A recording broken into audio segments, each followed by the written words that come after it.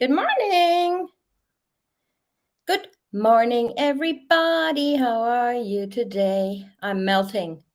What about you guys? Hi, Dawn. Welcome. Hi, TJ. Hello to everybody. Say a warm welcome to Dawn. And then I say hello to you guys. Adrian, Annie, Big T, BLN, Brenda, Carol, Cindy, Craftastic, Dave G, Debbie, Dizzy, Gina, Goodnight Owl, Haley, Hazel, Heidi, Hill, Ines, Catherine C, Kiwi, Chris, Lavender Blue, Lisa, Lisa B, Lucy, Mama T, Michael, Mary, Mitch, Muffy, None Your Business, Penny, Pepperpot, Provision of Grief, Sarah Jane, Seeking the Truth with Dave, Self-Care and Healing. Oh, I need that, self-care and healing. Shadow Dancer, Sharon, Shelby, Sugarbeat, Ant-Man, Tiger, of course, Tish, Tumbleweed, Tammy, and everybody else who is just joining. Welcome, everybody, to our very special live stream. I hope my Wi-Fi is not breaking off and up. We have storms coming up, so I'm just hoping everything is okay. And do you guys hear me all right? Dawn, can you hear me all right? Yes, I do. There is a slight delay. Yeah, that's normal on StreamYard, I believe. They are not what they used to be. Alrighty. Good. Let's start with this. First of all, you're all welcome. I have zero tolerance today for any hate towards either of the families or towards my members or subscribers. So everybody is welcome in my chat as long as you are being a good people person. All right. So all the lurkers and haters, you're welcome too. Yeah. Done. Yes, Start. first of all, I would like to thank your subscribers for their patience and for the kind words they addressed to me. I have to say that I was very, very busy. My personal life is not that simple, and also a lot of things are happening in my professional life.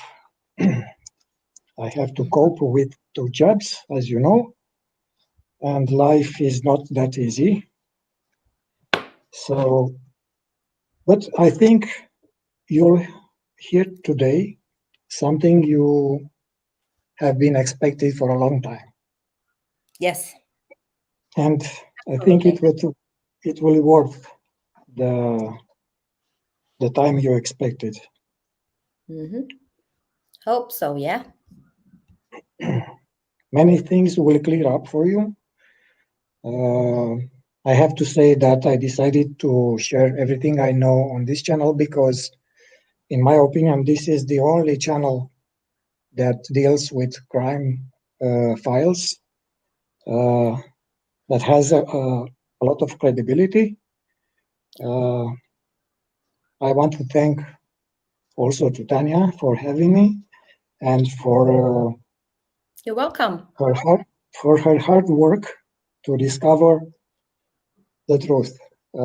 In fact, you will see that she was all the time very close to what really happened. But now we have the definitive proof. Yeah, absolutely. So, if you would like to share my presentation, I will start. Yeah, I'm gonna turn off my cam for your presentation. There you go. Some of you by now are familiar with this diagram. I put it as my cover for this presentation.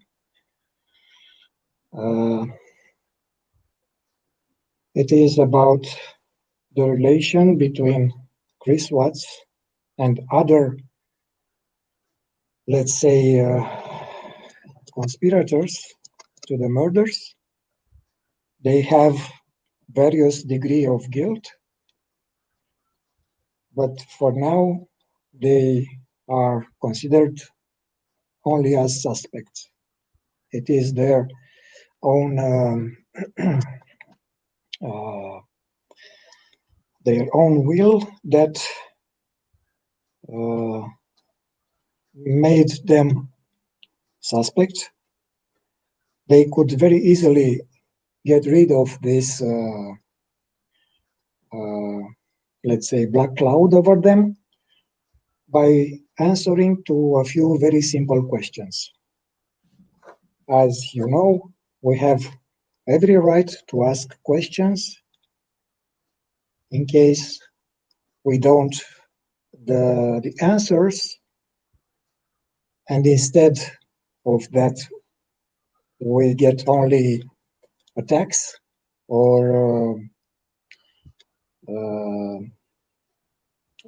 other kind of bad words, then we have, as I've said, every right to think that something is fishy. First of all, I would like to make a to make the disclaimer. Can you zoom in a little bit? It's so tiny. Or you're just gonna read it anyway, so. But I like to read as you speak, so. So the presentation reflects my own opinion based on information gathered from the public space and from personal contacts developed over the last year that resulted in some important news. I will state my opinions in goodwill and to the best of my abilities. I am not interested in any kind of glory, Smart Person of the Year prize, exposure. I was the first claim or any material gain. I find all of them pathetic. I am not enforcing my opinion onto anyone. Everybody is free to exercise critical thinking by filtering any emotional factor, any speculation, any thought coercion, and especially any lie. The freedom of speech gives me the right to express judgments of value up to the point they become slander. I am asking you to do the same, because any kind of resentment or stereotype is not productive in a criminal case. Neither are emotions. Sorry? Neither are personal emotions. Yes. And if I can just interrupt you real quick, a big, massive hi to chat from Ronnie. Ronnie, he's watching. He just sent me a message. So welcome, Ronnie. All our love to you guys. Yes, I will exercise the right to keep some information anonymous to protect the identity of my sources. During this presentation, I will refer to the persons involved in the Watts case using the word suspect followed by a letter because I have to avoid making the host liable. You should know by now who is who. Okay. Now, in the introduction chapter, I have a few observations about several topics. And you guys, I have not seen this. I have not seen this before, so this is the first time I've seen this. Just so you know, I'm reading with you guys. First of all, about public information. The public information that we have is not reliable. It is incomplete, inaccurate, intentionally erroneous, and partially tampered with for hiding the identity of the accomplices. Most information available was intentionally mixed to make deciphering it and gathering useful conclusions almost impossible. The discovery is a selection made by the Weld County DA office from a bigger quantity of information concerning evidence, testimonies, and forensic data. There have been at least 3 versions that I know of that document, each time more and more truncated. The criteria of selection are subjective. They are intended to support a fabricated official narrative and to protect the witnesses that helped the state enforce a plea deal. If something collides with those reasons, then it is not in the public interest to know about that piece of information. Exactly what they're doing.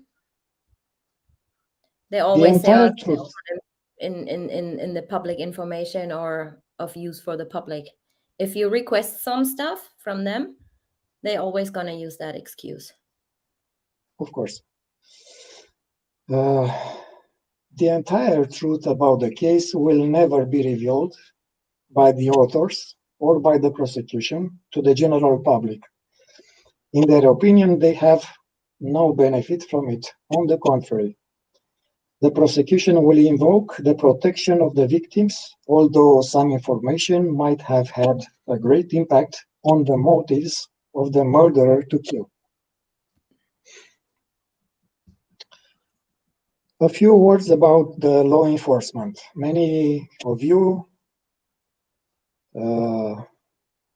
have an opinion about how well they did their job, and I want to share my opinion with you too. People working for the law enforcement are not necessarily perfect. They have human flaws like the rest of us, but they are part of a hierarchy that involves taking orders from their superiors who are not always knowledgeable. So true. Depending on the working principle used in a particular law enforcement organization, the efficiency of the personnel can be outstanding or miserable. For many law enforcement personnel, being a police officer, a special agent, or a branch director is just a job. They do their shift, go home, get paid, and so on. The stereotype of the police officer giving his life in the line of duty that we see in the movies most of the time doesn't apply in real life.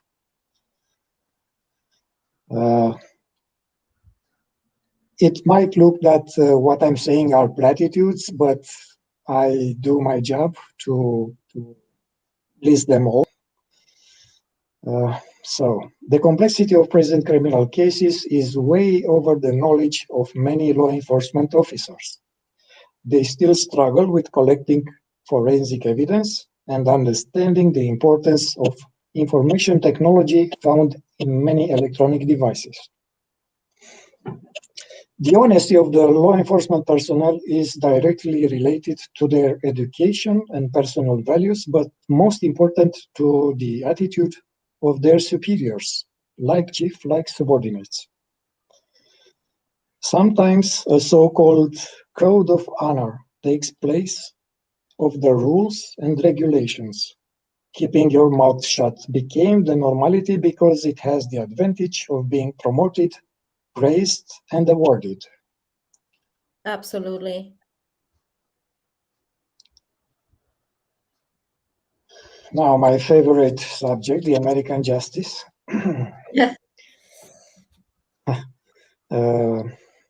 Based on a prior presentation about the American criminal justice system, you are already familiar with the plea deal agreements.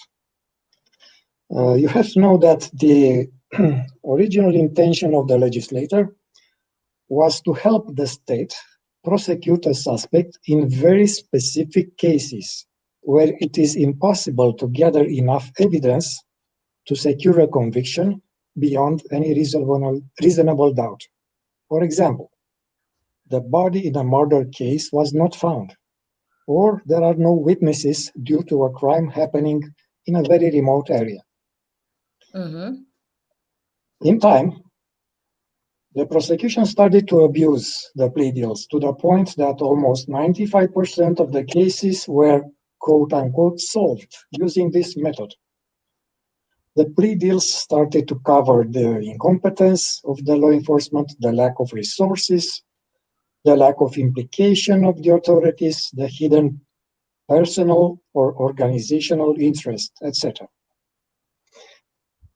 Do not make the mistake to think that the trials you see on TV are the standard on most cases. They are singularities, most often generated by the availability of the financial resources of the defendant. That's very true. As an example, I want to remember to all of you about the Johnny Depp case. I am very critical about the jury system for a simple reason.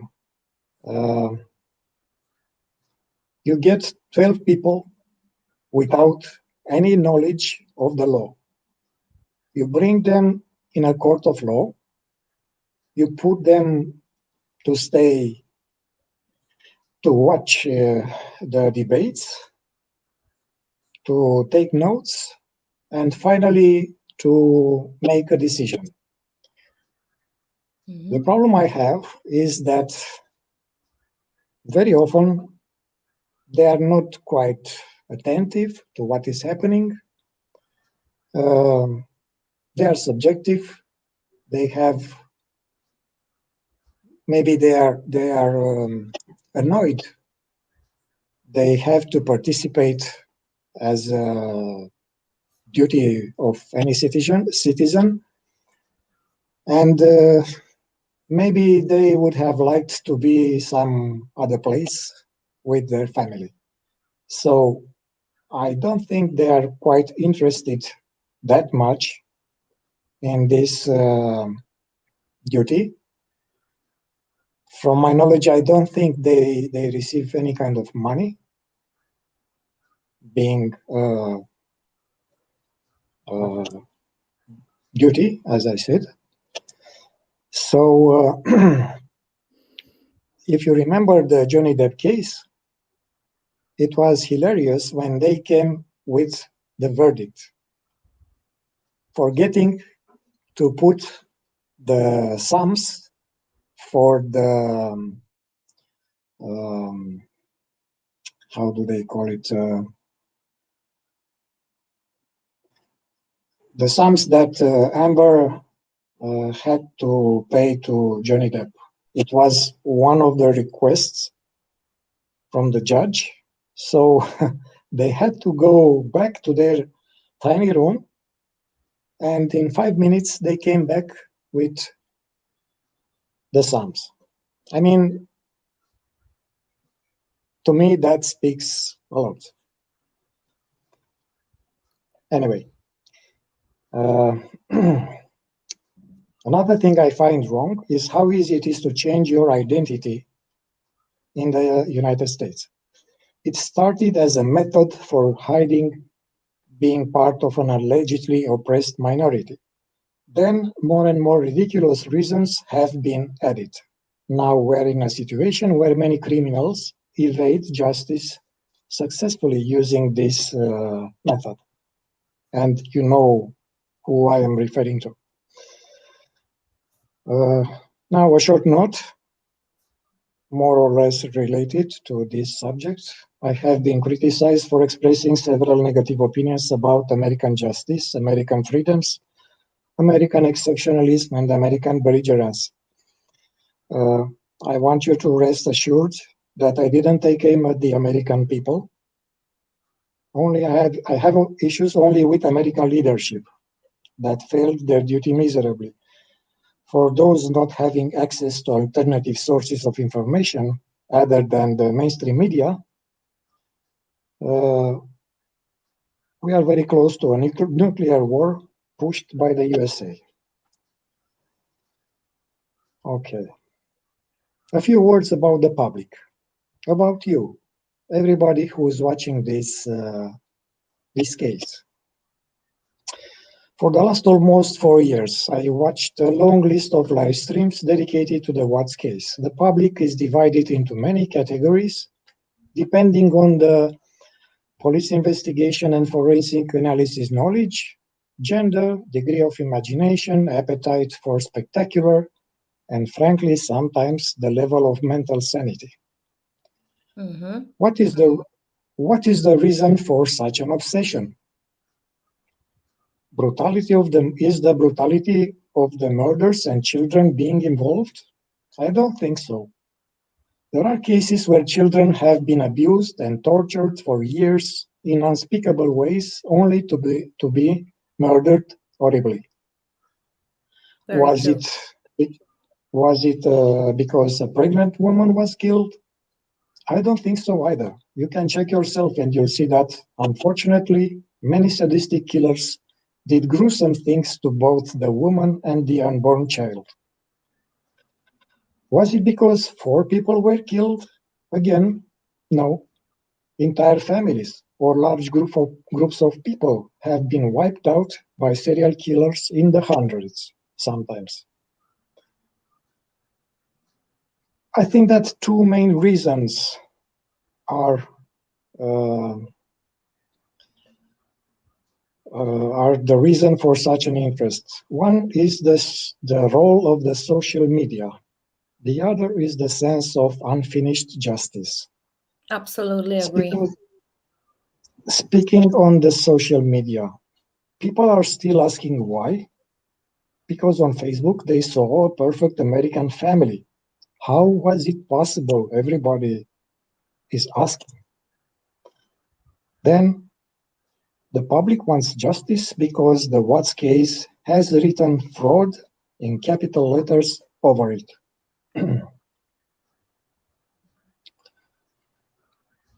I also think it's because people think they know this family or knew that family, right? So, but we only see what Shanann put out there on social media. So that makes us feel part of their family. And this is why people are craving for justice.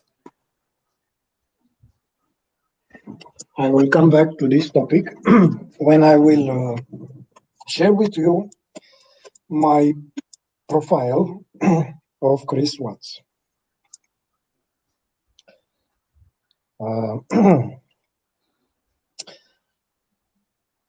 This is the news I was talking to you about.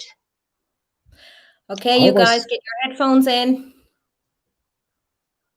Please pay attention.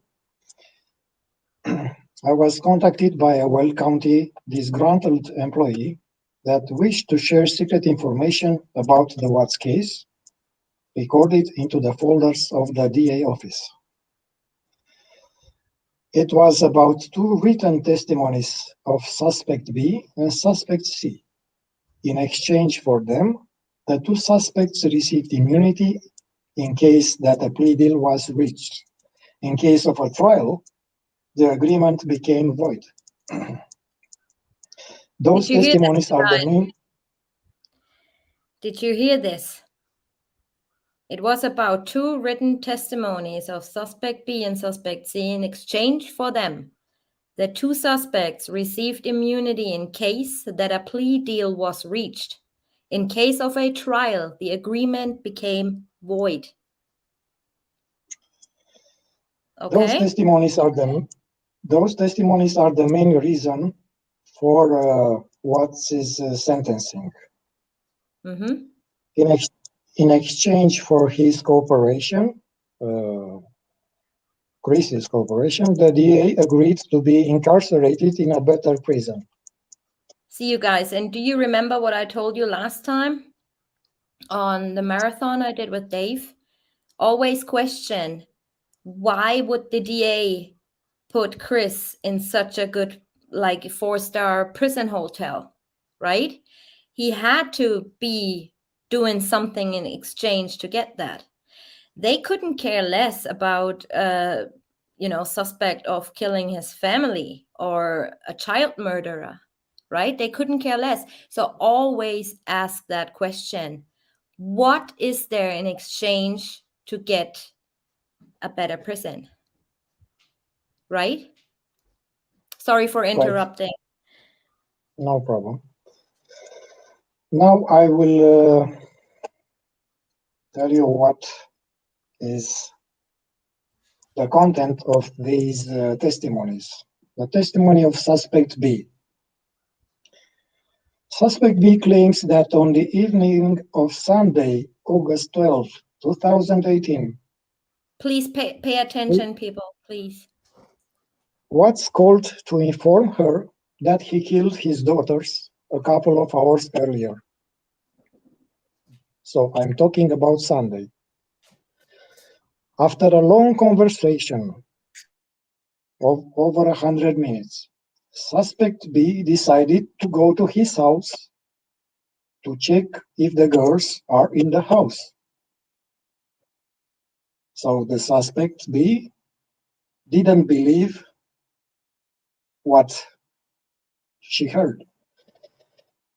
She remained at his house in the basement while Shannon came home. Shannon went up directly to the bedroom. After a short while, Suspect B said that she heard a commotion, then silence. Chris came down to the basement in a shocking state and said to her, "I did it. It is over." Watts asked Suspect B to help him carry Shannon's body into the garage. Watts said that she has to help him because otherwise she will not be able to explain her presence in a house where a murder took place. Suspect B agreed to help and transported the body into the garage. Then Watts started to clean frantically the entire house. Suspect B asked Chris to call the police and surrender. Watts agreed. Then Suspect B left the house and went to her car parked nearby, while Watts backed his truck into his driveway near the garage door. When Suspect B saw on Monday that Watts didn't surrender to the police, she contacted the FBI. Now, I don't claim that what is written in this testimony is the whole truth. As you might know already, there are some obvious lies. But Yeah, she's this lying. is, yes, but this document served as proof to convict somebody, in fact, to enforce a plea deal that resulted in a heavy sentence. The second testimony of Suspect C. Suspect C claimed his best friend with Chris. For the last 2 months before August 13, 2018, Chris appeared to be more introverted than usual. After several attempts to find out what is happening, Chris confessed that he has marriage problems. Then he mentioned he hates Shannon for various reasons, and he can't afford to divorce. Throughout several discussions, Chris said he felt trapped and his entire life is ruined. He asked Suspect C for advice to solve his problem. Suspect C declared that he told Chris the best would be if Shannon and the daughters would, quote-unquote, go away. He didn't think for a moment that Chris would take it literally. Instead of understanding, they should move to another location, like, for instance, her parents. Suspect C feels guilty that, quote, he might have mentioned to Chris that Servi 319 is a secluded area and the oil tanks are a good place to hide things, end quote. To hide things. Chris and Suspect C met several times before August 13 in a parking lot to discuss Chris's personal issue. Only after Suspect C was interrogated at least 2 times and considered a suspect, he decided to speak about the premeditation of Chris to annihilate his family. So, we have 2 people that decided to speak in exchange for some kind of reward.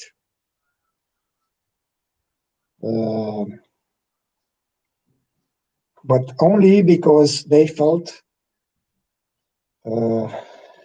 their freedom is threatened, because the police started to, and the FBI started to make pressure on them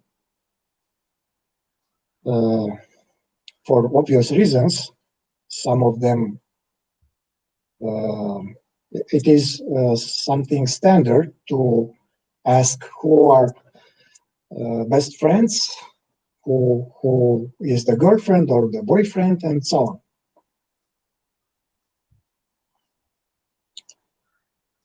Now, Jim has nothing to do with this, actually.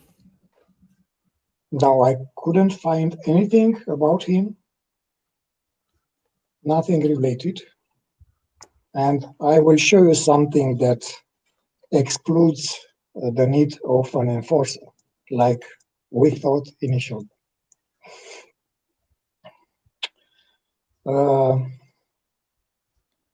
Now I would like to speak about Watts, Christopher Watts. I'm really sorry that his father is present. I'm sorry he has to hear what I'm about to say, but it is my conclusion after a lot of things that happened from, let's say, 2 months before the murders up until today. As you can see but in also this, his family, it's, Chris Watts's family can, it's not their fault. of course not. No. They are good people. They're really good Yes, people, and they're caring, and they can't yes, they believe it are. either. Yes, but I think they deserve more from their Absolutely, son. they deserve the whole truth and nothing but the truth. It would just Yes. have been nice if it came from their son directly. As you can see, I put, I made a collage of Chris. He has 2 faces. To the left is the relaxed guy, cool guy that likes his t-shirts a lot. But he has also a dark side. And sadly, that dark side eventually came out, and the rest is history.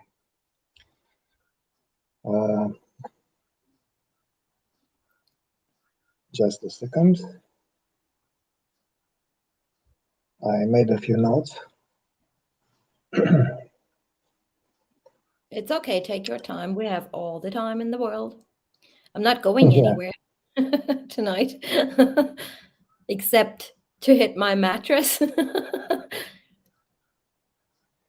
Okay, so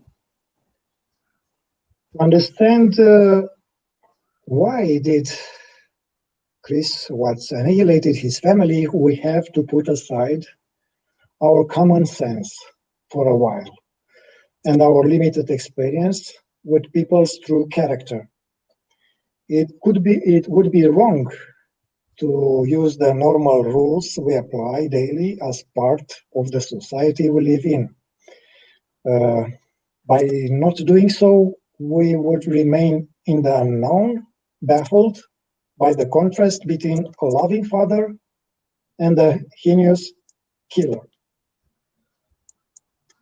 Part of the issue is due to our limited information about his real life as a husband, father, colleague, and friend.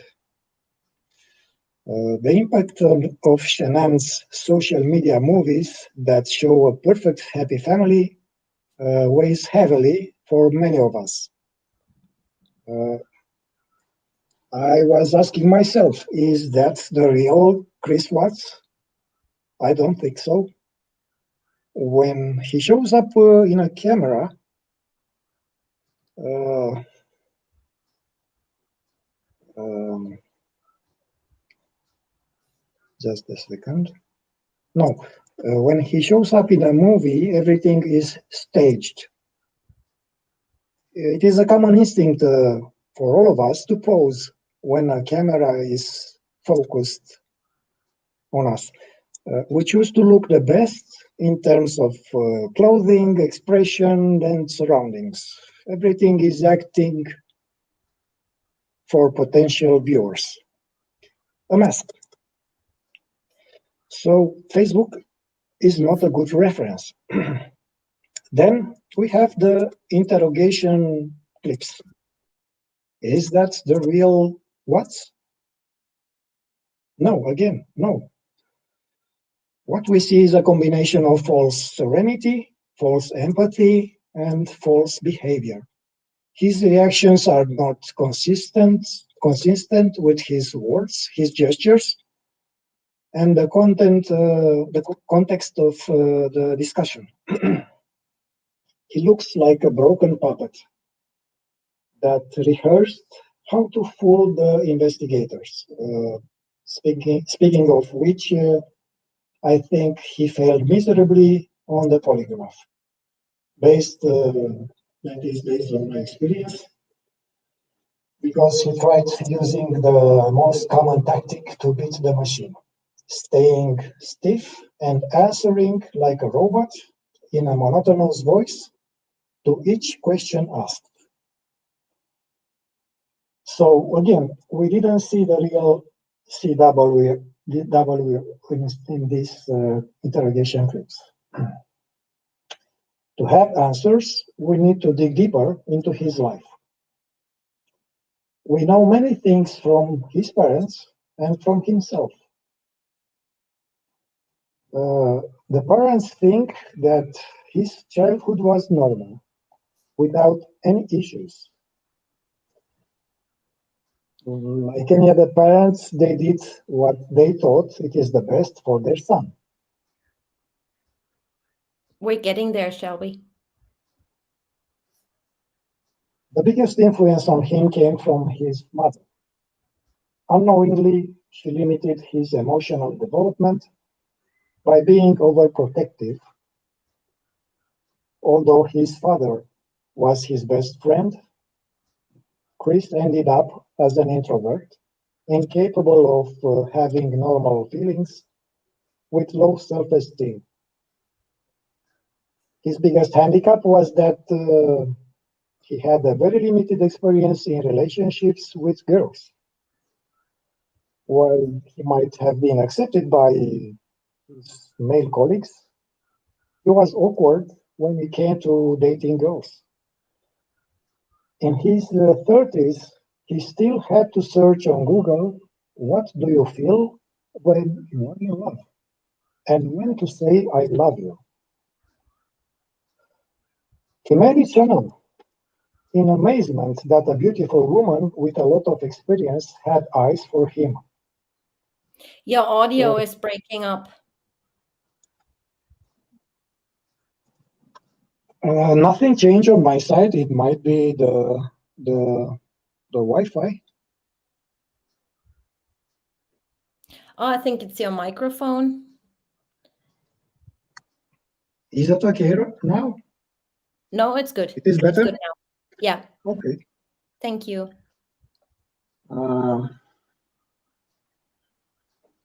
So I was saying that Chris succeeded in that relationship because he became a pleaser. Whatever she wanted, he was there. Whatever she didn't like, he put it on his blacklist too.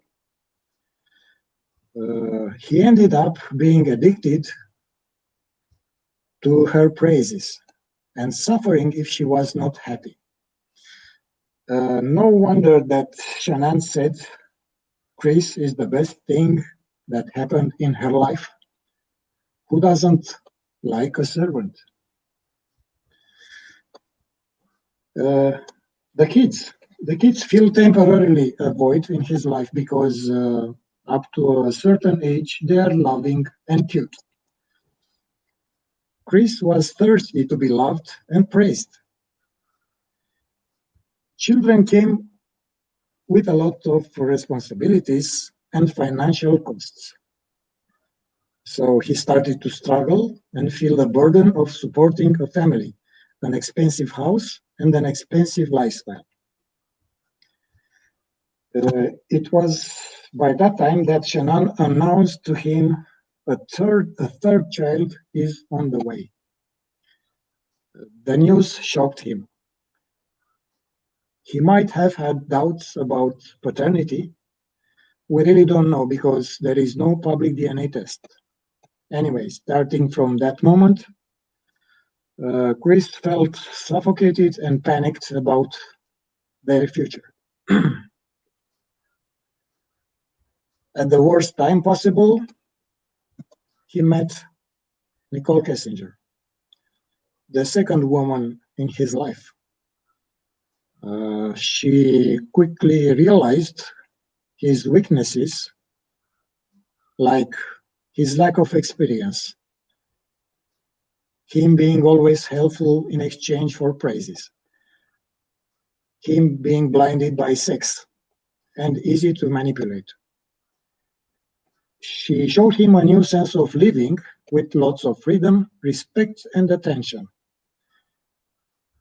It was then that an evil solution started to lurk in his brain. Now, what is Christopher Watts? A psychopath, a sociopath, both, none of the above? Putting it simply, Chris is not a normal person. When I say normal, I am referring to the set of principles that define us as humans.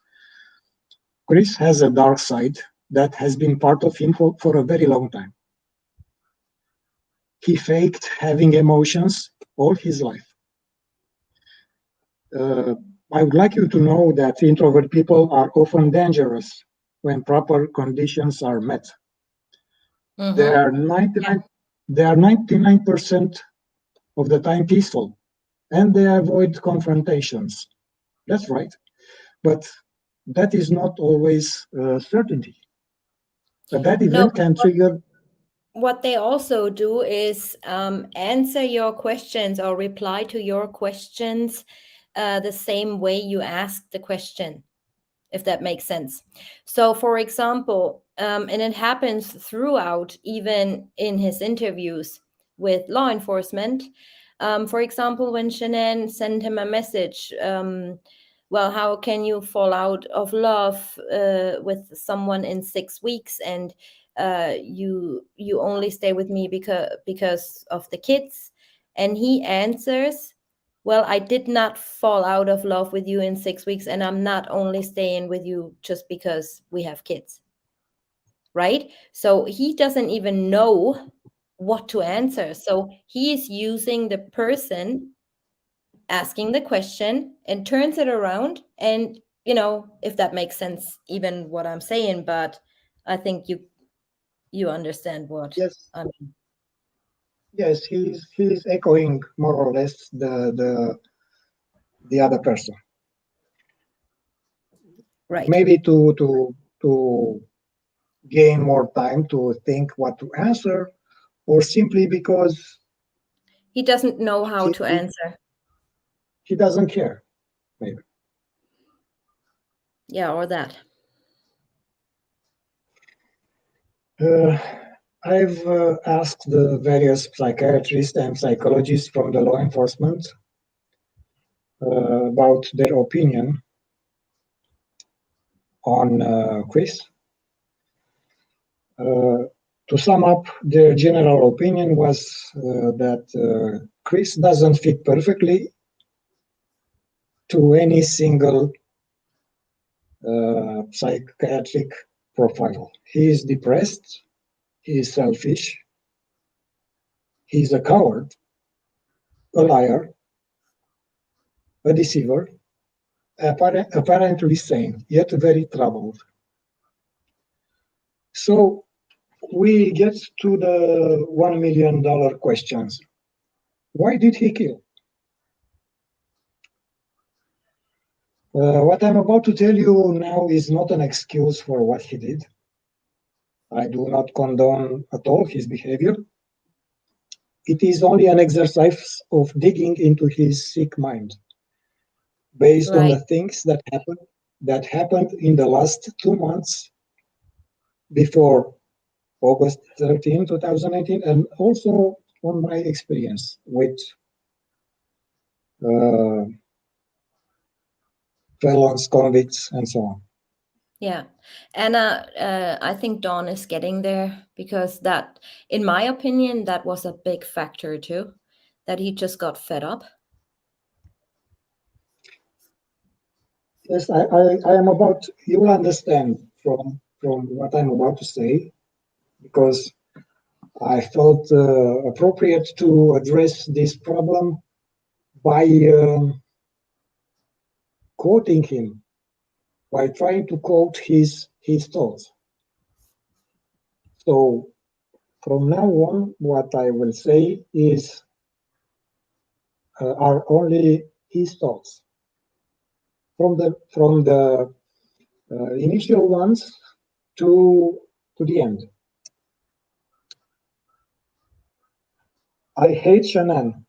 She belittled me all these years, while I went to the moon and back to make her happy. I hate Shannon. She bankrupted me with her obsession to pose as a wealthy woman. I hate Shannon. She's always busy with her stupid business that is consuming a big part of our money with no real benefit. I hate Shannon. I have to take care of the girls most of the time because she has that phone glued to her hand. I hate everything coming from Shannon. The girls started to get on my nerves. They take their mother's side. They mock me while I stay a lot with them and I spoil them. I hate Shannon because the girls are flawed due to her sickness. My money goes in that never-ending pit of medical bills. Nicole promised me a boy. I could start a new life. I could have a fresh new family. If only I could be free. This has to end today before she comes back. So that is what I had to say about this is my profile about Chris. I would have no more if I had the occasion, or if I had the occasion to meet him, to interrogate him, to speak with him, because it is the information, all the information I had is coming from the discovery. Like I said, his parents, photos, movies, even his own words.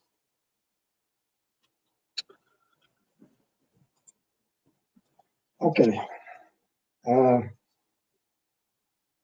Because I shared with you the testimony of suspect B, and you've heard her own timeline. Here is also my opinion. I agree that Chris killed the girl on Sunday. He has no alibi for that time after the party up until 9 o'clock p.m. There is no proof that he came back home.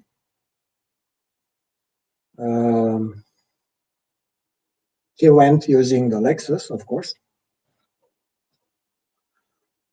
Some people may ask how come his car was so clean, because we know the oil field is very dusty and not paved road. That is very simple. He took the time to clean the car thoroughly to a car washer. One other aspect I would like to cover. Do you remember that Chris said he took all his tools out of the truck into his garage each night? What does that mean? Well, the bed of his truck was empty already when he had the truck parked in front of his house. That was an advantage. I mean, he didn't lie that some thieves stole from other people tools or similar things. It was no coincidence, but he used it in his favor. So he cleaned the bed of his truck, preparing for what was to come.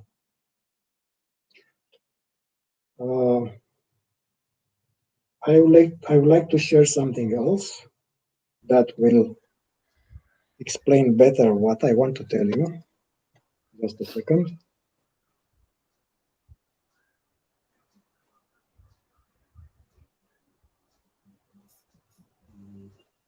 No, because the kids were already in those tanks Sunday.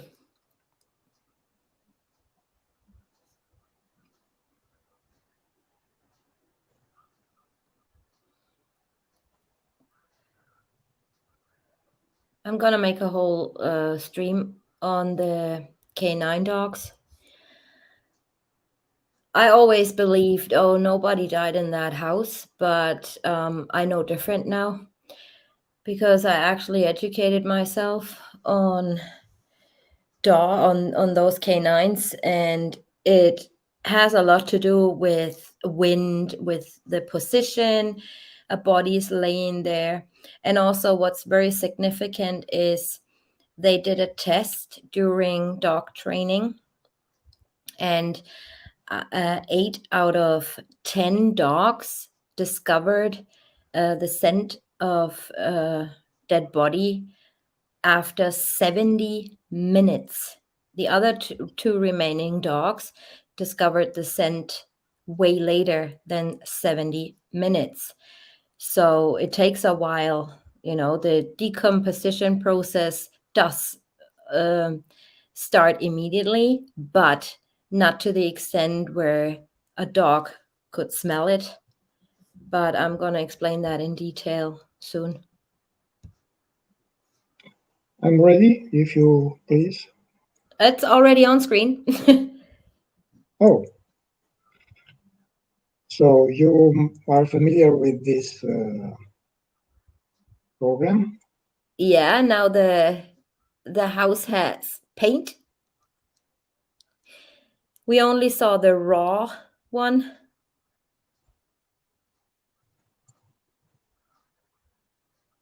Oh my God. Everything is to scale. Do you Big remember shout out when to Simon on at this point. do you remember when Chris was squeezed between these two cars? When Yes. yes, this was the narrow part, but on the other side, there is a lot of space. We have here the two main actors, suspect B and Chris Watts. Oh my God, Dawn, that's amazing and sad at the same time. True. I mean, everything he had in the bed of the truck, he put in the rear cabin. We saw him carrying. That's true because that forensics guy, I forgot his name. Dave Yoakum or David or John or whatever his name is. He said he did recover everything, and the back seat was cramped, like with big totes and stuff, tools. You know. Yes, we didn't see any kind of tools when he left. Exactly. But And we don't see the hoses as well. And Catherine actually discovered that. She said way back then, there are no these hoses he had rolled up. They were not visible when he was in front of his garage, right? But yes, when he came back from Black Mesa, and we see him in that little clip of a neighbor, they were there again.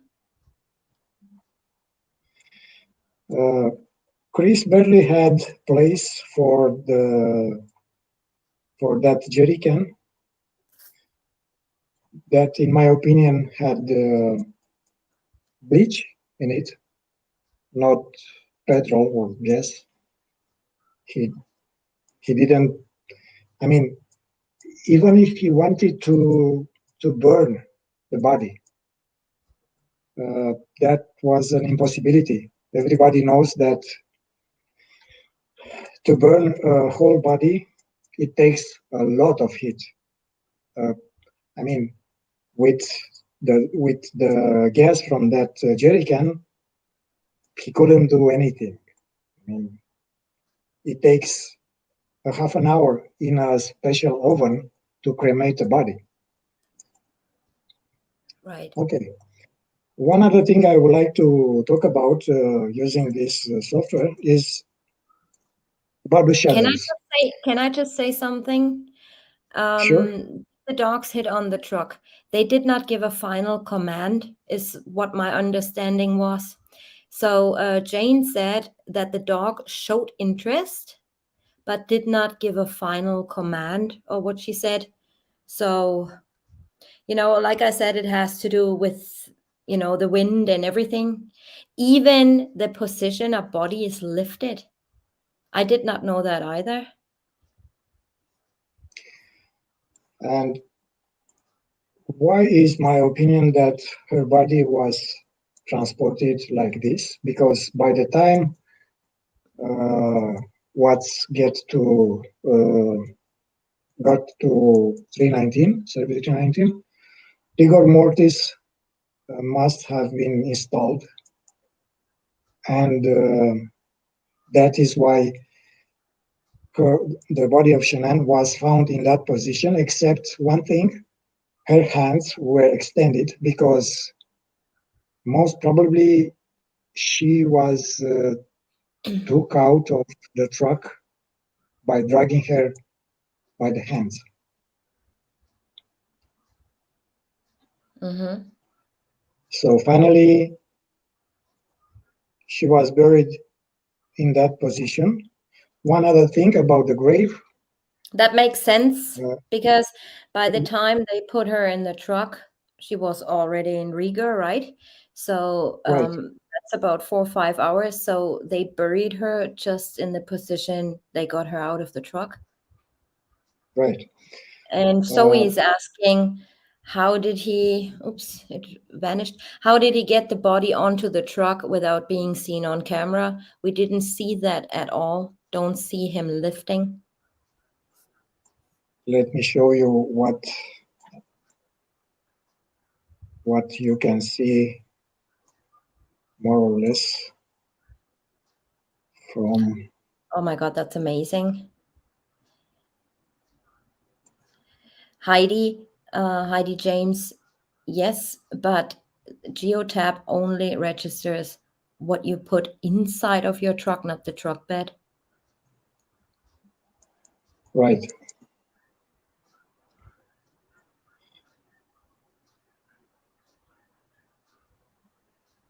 That's incredible. This So is what you see. is that an X on No, his truck? no, it's another model. 4x4, right? Yeah, let me see. What is this? Oh yeah. FX4. Yes. Do you like the ponytail of the girl?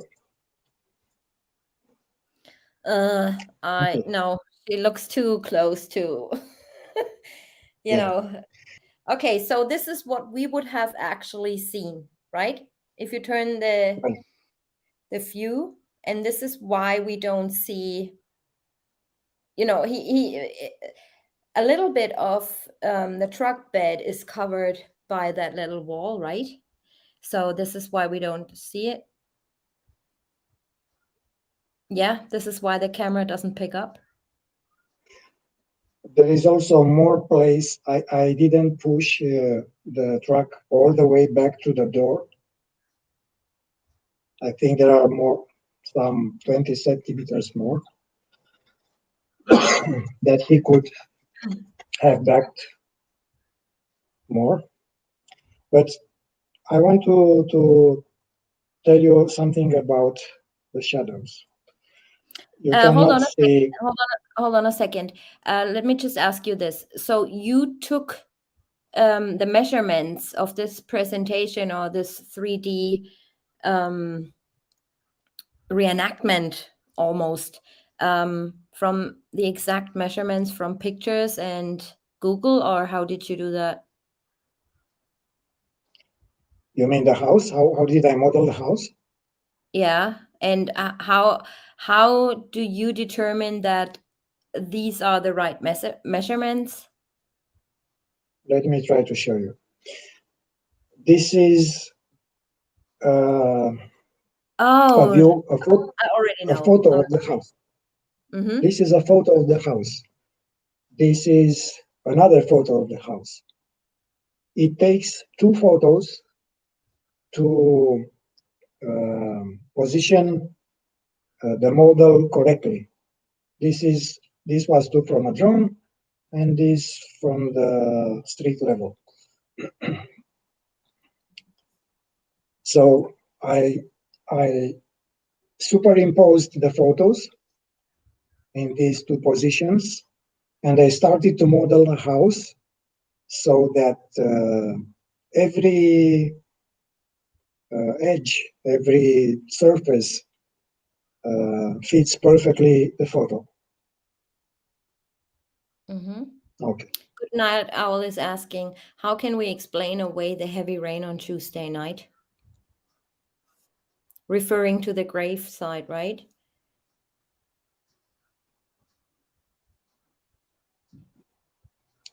Let's finish the presentation and we'll talk about it.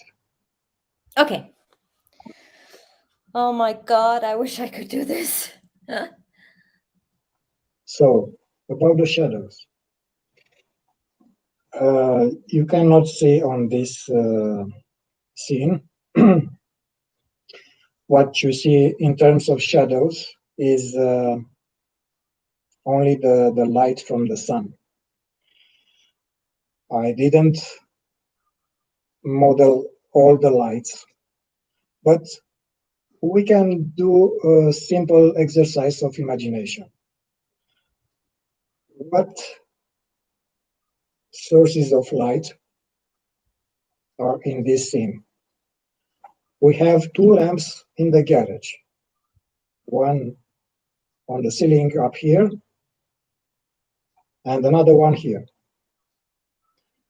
Then we have the light from this park lamp. We have also another light here, and also these exterior lamps. If you remember, the light at that hour was quite bright, coming from the houses across the street, right? So the shadows of Chris Watts would have been in this direction, parallel to the truck. In the same manner, the shadow of suspect B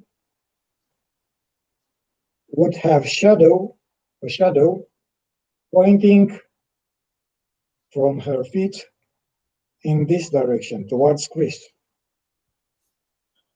What I would like to say is that if Chris walked this way towards the garage and suspect B would walk towards Chris, their shadows would intersect themselves right around here. And let's not forget something else. We looked at this scene from this position, right? We didn't look at the shadows from above, because I remember you, Tanya, saying that a shadow of a person has the shape of the human body. True, but if you look at it from this angle, you cannot see the details of the body. You see only a thick line, more or less. Mm-hmm. Absolutely. I mean, I was for a long time I was thinking that is a shadow and he picks up one of the girls, right? But after looking closer, if a child, or even Dieter, Dieter is to be known to follow people everywhere and walking behind them, even outside. So if a child walked out there, you would have seen at least, the head, the shoulders, or even the child's arm stretching out, saying, yeah, pick me up or whatever, right? You don't see none of this. You see a thick line, then it turns into a thin line. That's just my observation and opinion. Right. I mean, look around you when you go in a park or on an alley and pay attention to the shadows, and you'll understand what I was saying.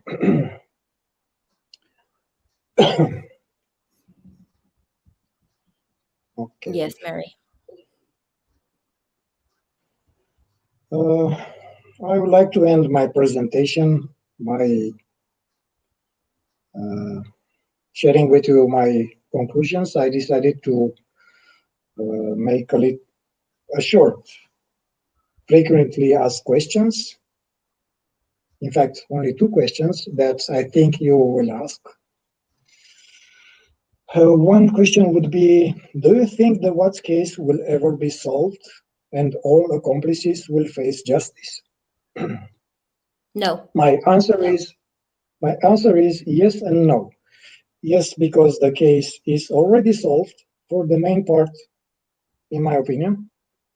We know what happened and who did it. The killer is in prison for 5 consecutive lives. The entire truth will never be revealed. And no, because the other conspirators and helpers will never face justice with help from the American authorities. I mean, never. The second question is, what do you think we should do next? We want to help. My answer is this. An objective opinion is that when the government failed you, there is no other way than to use alternative means. Do your own investigation as a group in secrecy, outside social media and YouTube. I find that none of them are useful platforms for sharing action methods. So, I presume that all the viewers are not only driven by the curiosity or by some taste for sensational, but only to see that everybody that took part in this gruesome murders, in those gruesome murders, are brought to justice. Many of you are from the United States. Up to a point is very hard for us, those who live in Europe or Africa or Australia, Asia, to help you more, because the subjects, the suspects are in the United States. It is much easier for you to take action.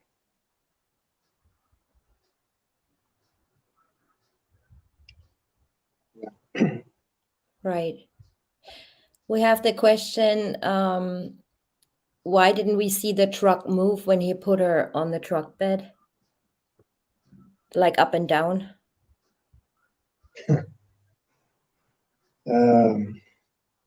You know, her body wasn't thrown from 2 meters above.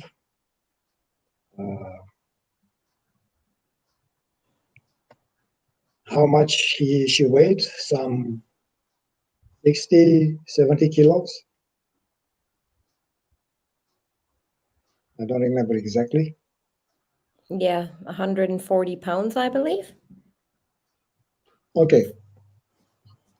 The suspensions of the truck are very stiff because the truck had to carry a lot of weight. I mean, a lot. It is a work truck. 60 kilos is nothing. It might move the suspensions a few millimeters. And the resolution of the movie that we have, the CCTV movie, is very poor. Yeah, that. Don't expect. Yeah. Yes.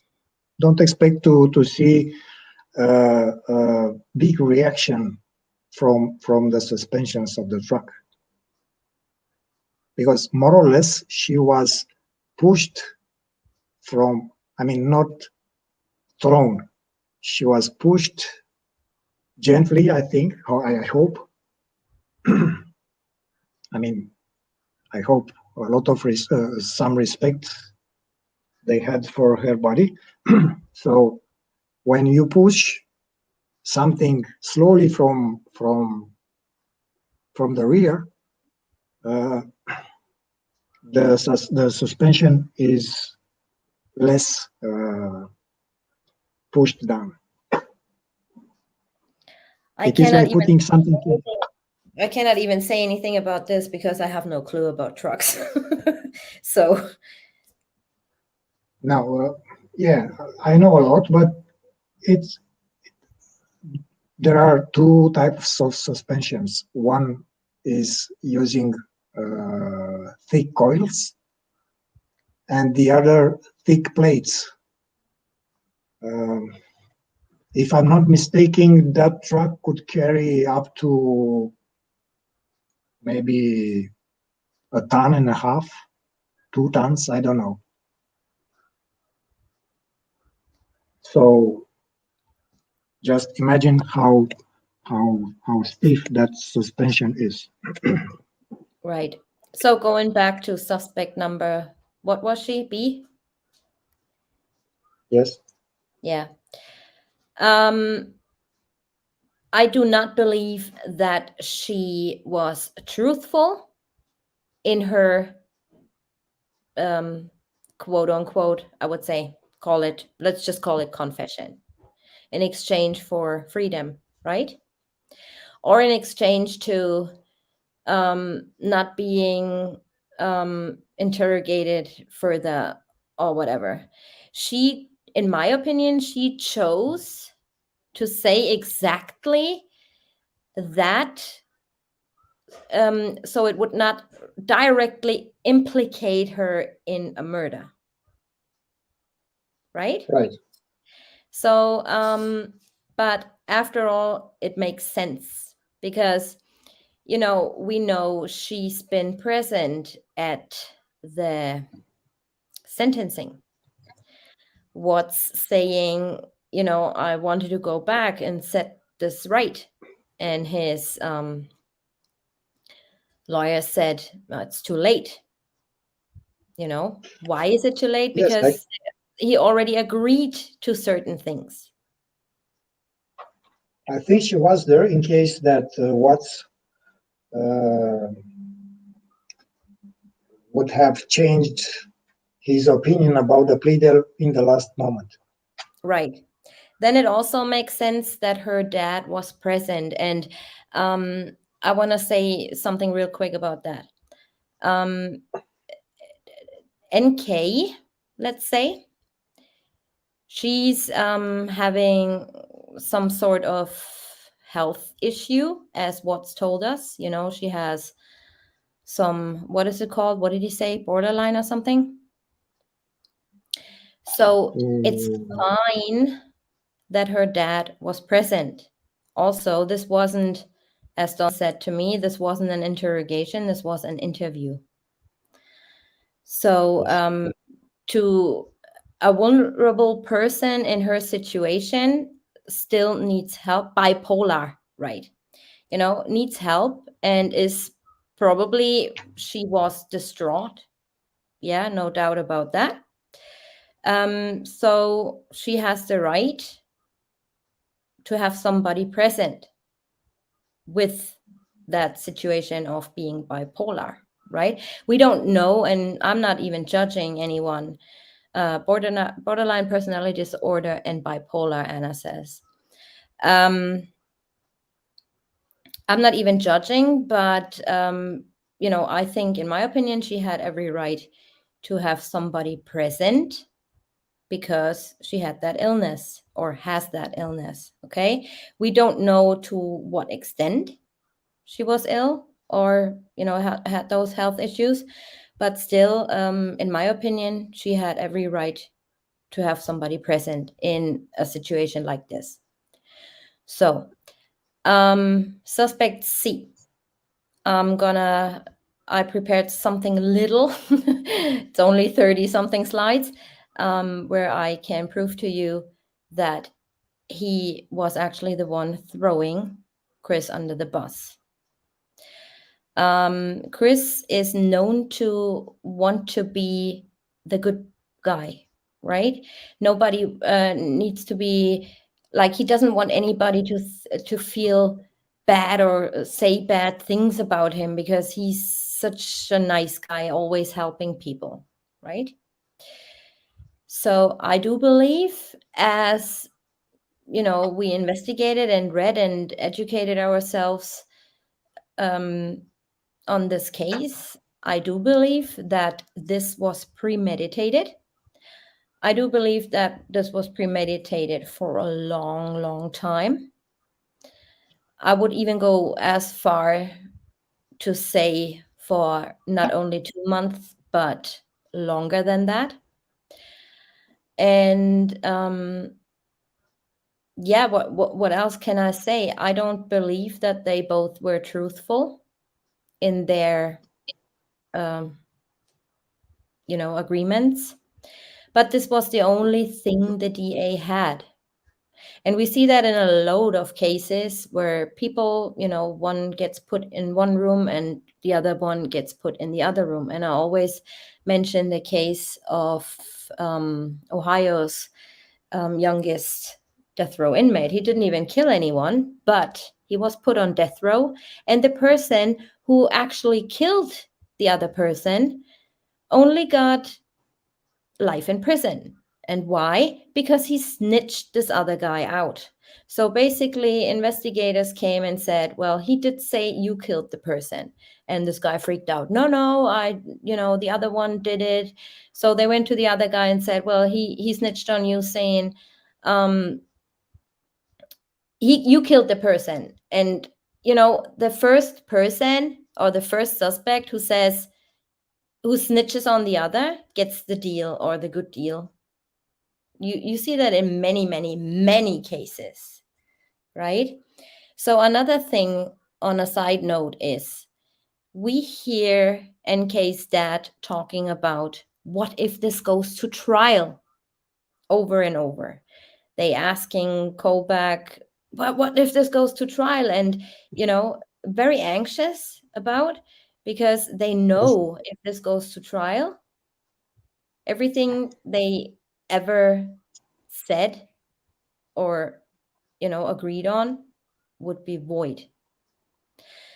And also there's some more information Don has, but he's not going to reveal everything yet. But I think you can say that, how about law enforcement, CBI? Did they know at this stage that they were in process of agreements? It was need to know basis information, meaning that not the entire CBI knew about this agreement. Yes, Penny, true. Only a handful of people knew about those testimonies. Mm-hmm. Let's say also that suspect B's testimony was given Tuesday evening, and suspect C's testimony, I think, Friday or Saturday.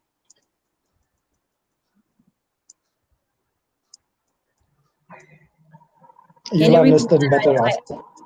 Can you repeat that? I lost you for a second. Suspect C's testimony was given most probably Friday or Saturday morning. Mm-hmm.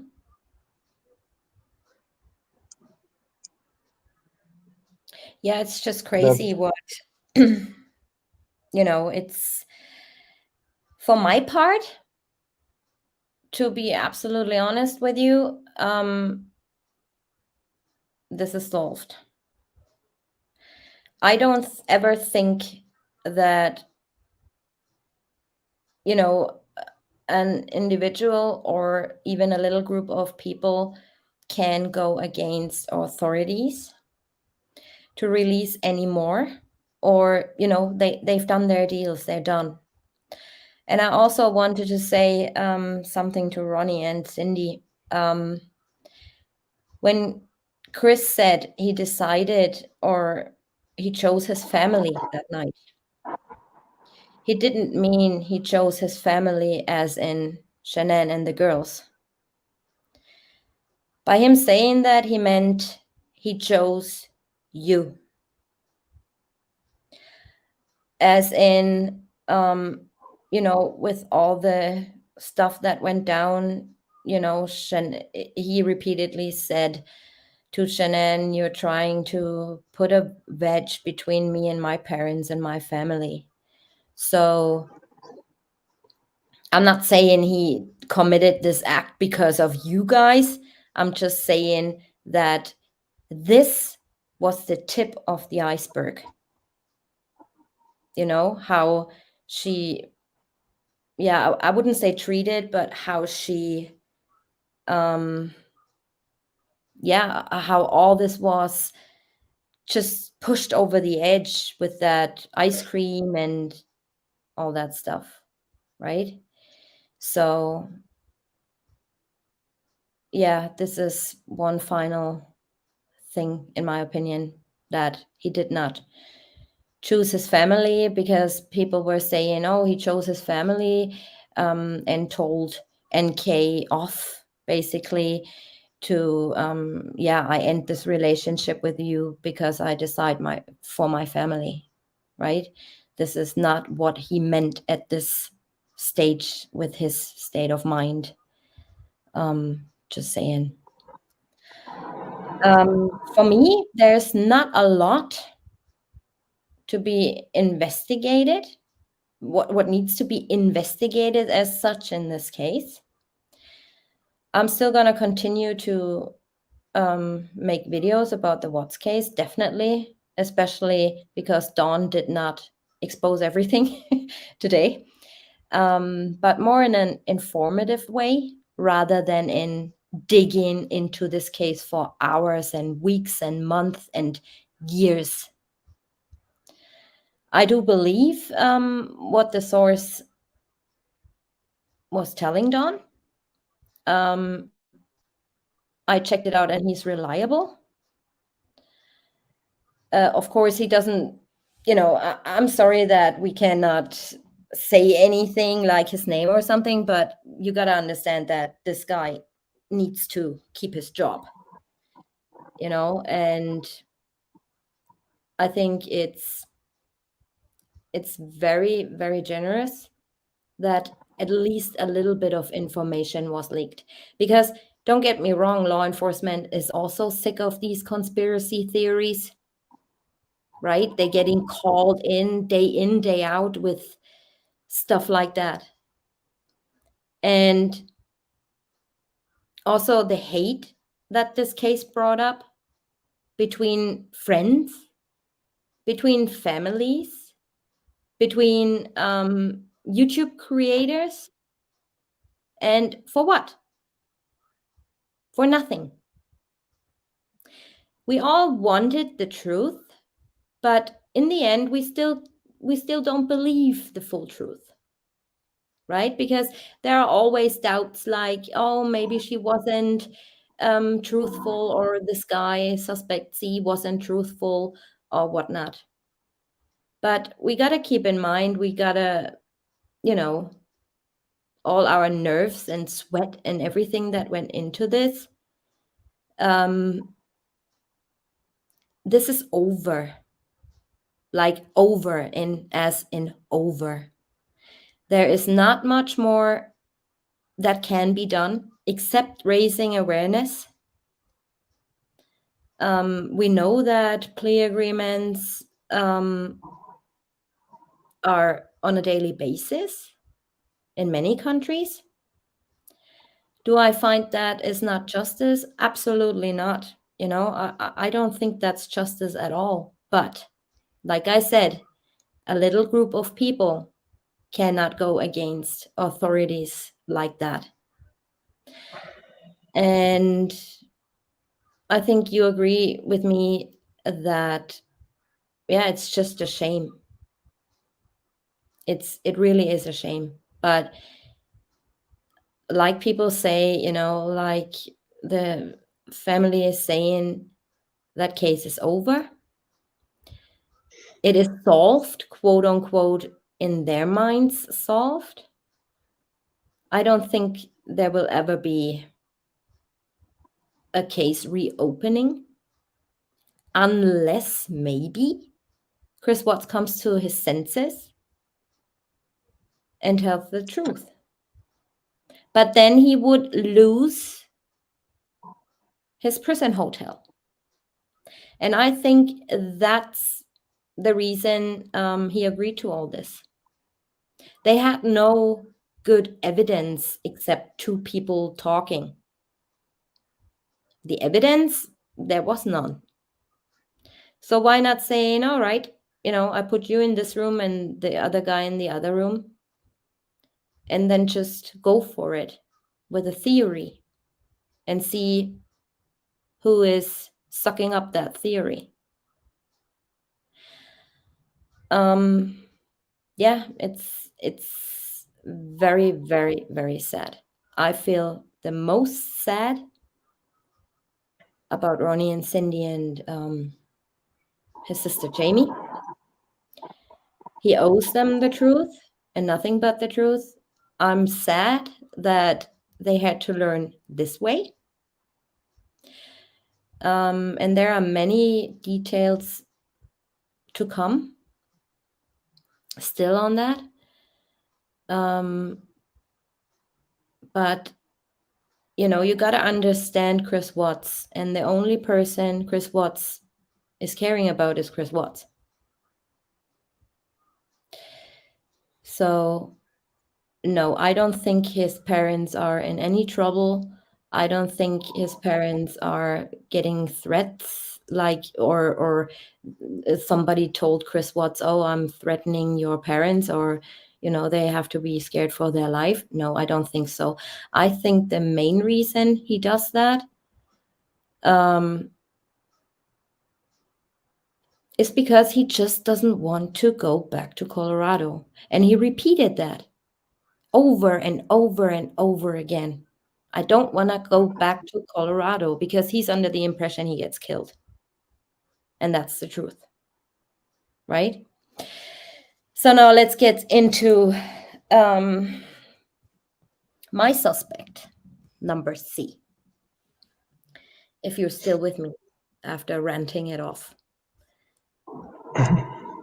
I'm going to share my screen.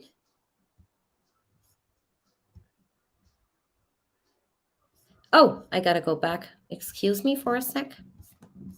Got to go back to the beginning. I thought about making a video about this just to play it for you guys, but I will just read it. It's so much more easier. This one. There you go. Do you see that all right? Don, is that big enough? Yes. Okay. If my internet connection breaks up and I'm talking and talking and talking, please send me a message, you guys. Right? I will. So Chris is saying, that's a very special friendship to this person. To this day, he adores him. He still trusts him. Let's go. So that person and Chris Watts lied to Cody. McCoy and Watts met for the fire stick on Friday, August the 10th at the Safeway parking lot in Fort Lupton, as we know. McCoy states during his interview with agents that he received a phone call from Cody Roberts during the fire stick meetup, who informed him about a bypass line leak at the Survey 319 oil well site. Watts was standing right next to him as the call came in. So far, so good. McCoy told Roberts, Cody, that it is only a little leak, so how does he know if he hasn't seen it? That's the first thing that makes him suspicious to me. And that it was okay to wait until Monday to fix it. McCoy also stated that Watts offered to go out in the field to take a look at the leak first thing Monday morning. According to McCoy, Cody said, "Oh, okay."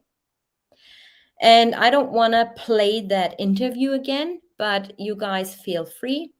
It's all over YouTube. I put it up on my channel. Many other creators put it up on their channels, the interview of Troy McCoy.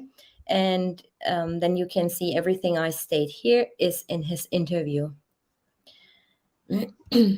On Sunday, August the 12th at 5:06 p.m., Watts sent a message to Roberts telling him he will go out Survey 319 to look at it after performing whip checks at Survey 629. And I'm not seeing messages right now, so Watts offered to go straight out there from my house in the morning. Roberts replied that he was gonna go out there first thing in the morning, and if Watts had talked to McCoy about what he found out there Friday. Keep in mind, this conversation happens on Sunday. So Cody did not know anything about the situation and was not aware that Watts stood next to McCoy when he called. Otherwise, Cody would not have asked Watts if he did talk to McCoy about what he found, because we were left under the impression that that Cody was aware that Watts was there, right? And even McCoy states, "Oh, Cody said, okay," when telling him he's going out there first thing Monday morning. Cody was unaware that Watts had offered to go out there first thing in the morning. Otherwise, he would not have said, "I was going to go out there first thing Monday morning." Cody was unaware of a meeting at the Safeway.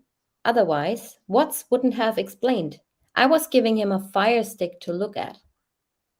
So Watts and McCoy lied to Cody. I don't believe that Cody was aware of this meeting at all. And this phone call took place sometime else. So here again, his messages, and that does not implicate to me that Cody and McCoy or Cody and Watts ever spoke on Friday, and that Cody was aware that Chris was standing next to McCoy. Second, lying to agents. McCoy was interviewed by agents on Wednesday, August the 15th at the Anadarko offices. He told agents that nothing was unusual and that it was perfectly normal for Watts to go out to oil fields straight from home. But all other employees stated that it was unusual, and some of them could not even remember Watts ever not coming to the office first. So he always went to the office first, not on this day. Another indicator of premeditation here. McCoy further told agents that he knew Watts as well as Shanann and had been to their house twice. McCoy provided a map of the survey ranch for the agents' use. McCoy never mentioned that he went back to the Survey 319 on Tuesday, August the 14th. Neither did he tell agents that he felt suspicious about Watts. We all know that, right? He was saying, "Oh, nothing was unusual," and blah, blah. Hiding and covering up.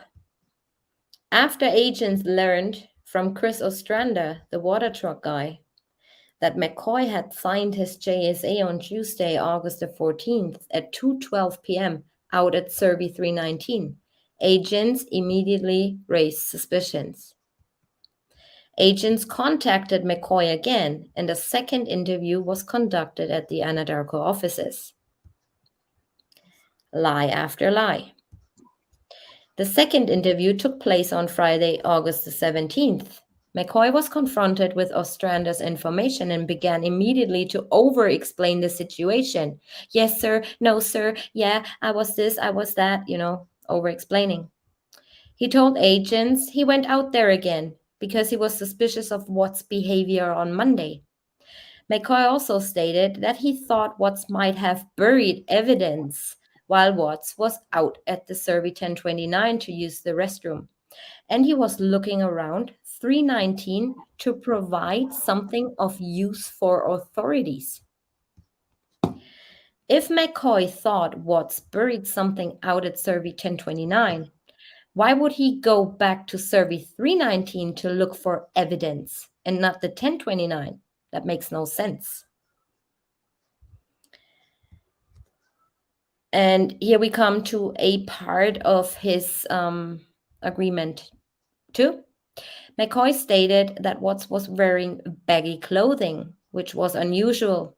He also mentioned that Watts was looking out in the field before leaving Survey 319 that morning.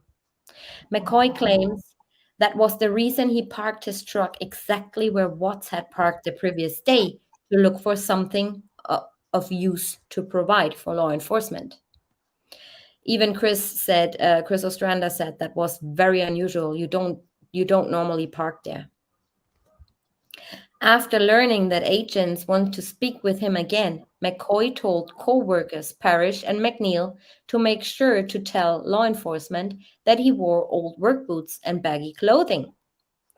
Both Parrish and McNeil called back in to report exactly that, even though none of them mentioned the fact in their previous interviews. So he coerced them basically into, please say that, or make sure you say that, were his exact words, according to Parrish and McNeil. McCoy made some big mistakes during his second interview. He told agents that Watts told him that morning, on Monday, that Shanann left her wedding ring on the counter. They had problems in their marriage. She didn't take the kids to daycare. She never made it to her doctor's appointment. And here, no mention of a play date to McCoy. Have you noticed? This play date theory Watts is pushing. He never said to McCoy, they are on a play date. Never. Another indicator, in my opinion. How did Watts know that she left her wedding ring while still out at Survey 1029? If Watts had not told McCoy, how did McCoy know? Since he claims they had not spoken or messaged again, at least not on this day. And I want you to listen to this.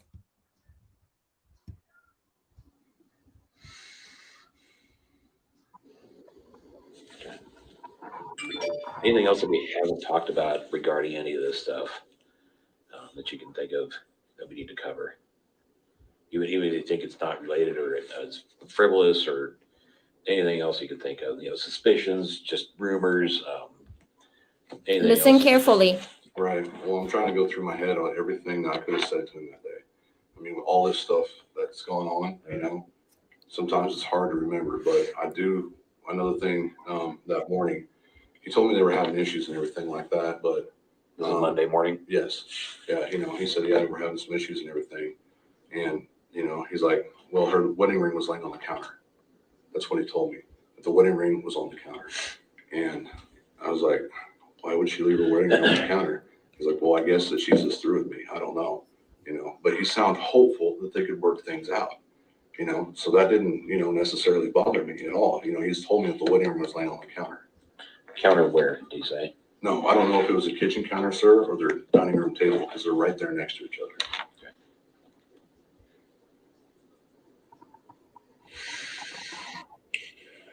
Did he say anything about, hey, this is going to be hard on the kids? Anything like that? No, he never spoke of his girls. Never did? No. Like he said that they didn't go to school or whatever at CC and Villa, because I don't know if they had like daycare or something that they go to every day. But he said, yeah, she didn't take them to daycare and she didn't go to her doctor's appointment. That was it. That's all he ever spoke with the girls. But he just told me that him and Shanann had issues and everything. And that's why I figured why, because she didn't get in until late Monday morning or Sunday night, whenever she got in. Mm-hmm. And I figured that they just couldn't sleep, honestly, is the reason why he looked the way he looked. I never put things out of sorts, or even would have thought about things being out of sorts until nobody heard from her. Right. So how did he know all these things if they haven't spoken about it at the field? Right? So the agent asks him, that was Monday morning? Yeah. So Monday morning, Chris was not at home. How can Troy McCoy know, she left her wedding ring and all that if Watts hadn't told him? Ratting Watts out. Have you ever wondered how law enforcement was able to obtain crucial information so early on, such as we see them on drone, going up the tanks, looking into the tanks so early on, where we always asked ourselves, how can they know? How were they drawn to those tanks? Something's not right. Now listen to this. Just one of these loose ends that we need to No, tie and up. I understand that. That's why I said I had no problem to come down and talk to you. Sure, no problem. And I appreciate that. And I think you pretty well told me that you recognized that something was wrong, and you put a few things together that's It tripping seemed your like something was suspicion. off. That's why one of the first things I brought up to you guys is, okay, we're at the 319. That was the site that I met him on. I got a map out in my truck. Anything I can do to help. I went and got you guys a map so you guys could take pictures of it or whatever. You called me and asked if we'd go out to Survey Ranch together. I said, yes, sir. Yep. I didn't hesitate. And I drove straight from County Road 37 and 52, where I received your phone call, straight to Hudson and waited there for you until you guys arrived on location. Yeah. Because, I wanted to help. Yeah. And I didn't know it was going to turn out this way. No, and I appreciate it. We appreciate that. But, and obviously you thought something was up because that wasn't adding up. Yeah, I pay attention to a lot of things. Did you hear that? You guys called me and asked me if we can go to Survey Ranch together. I play it again, just because I can. Just one of these loose ends that we need to No, tie and up. I understand that. That's why I said I had no problem to come down and talk to you. Sure, no problem. And I appreciate that. And I think you pretty well told me that you recognized that something was wrong, and you put a few things together that's tripping your suspicion. That's why one of the first things I brought up to you guys is, okay, we're at the 319. That was the site that I met him on. I got a map out in my truck. Anything I can do to help. I went and got you guys a map so you guys could take pictures of it or whatever. You called me and asked if we'd go out to Survey Ranch together. I said, yes, sir. Yep.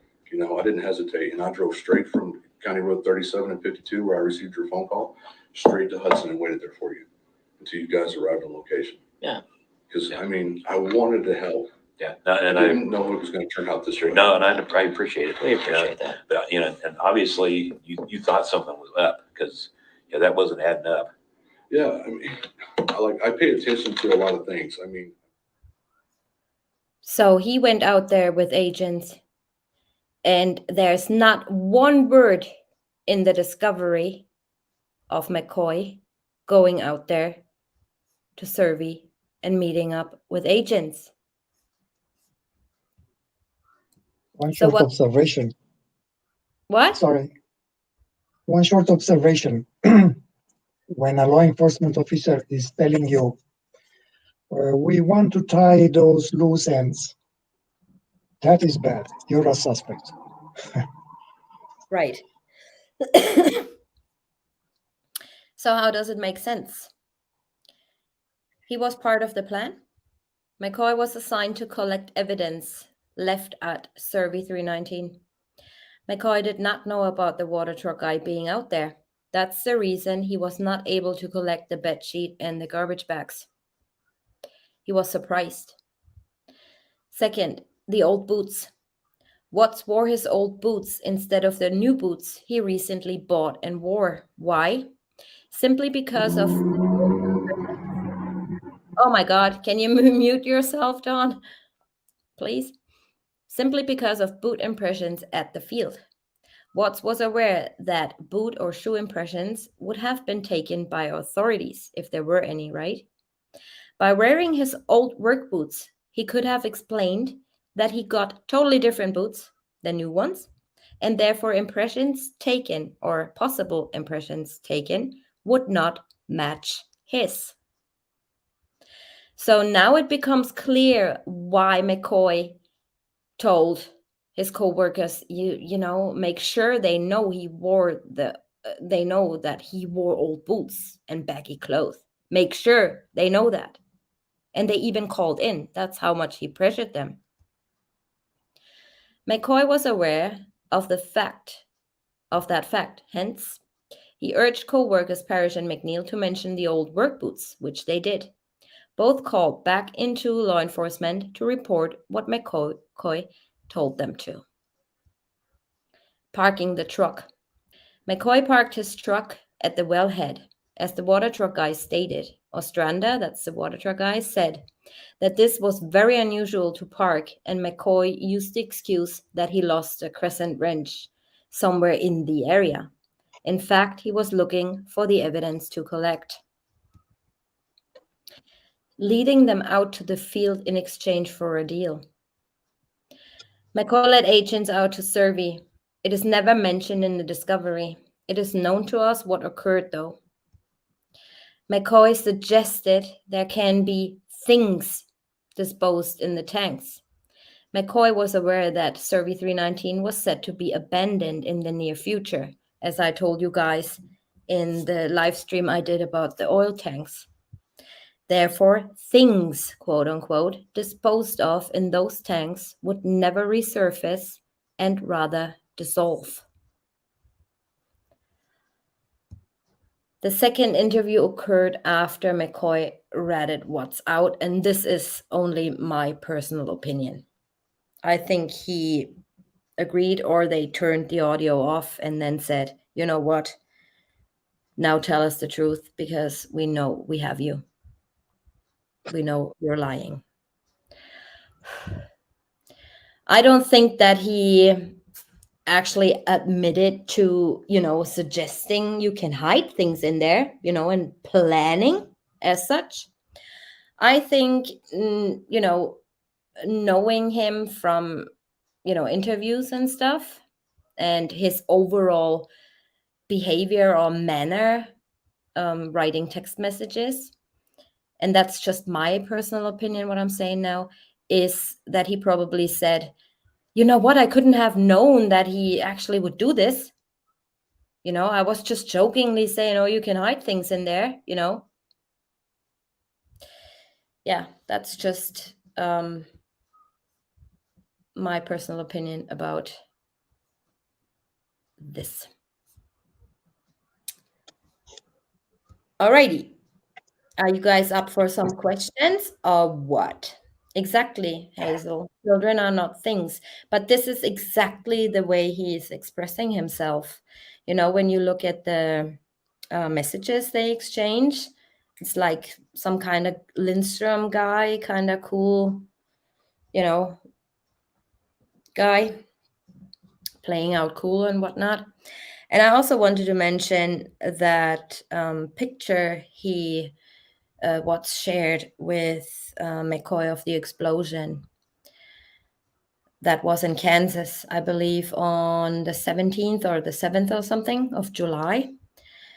Somebody said, and I think it was in my comments or in email, I can't remember, so forgive me about that. It has no significance because he was just showing him an explosion, as in, showing him the explosion. I do think, though, that this has significance because when the explosion of that gas pipe happened in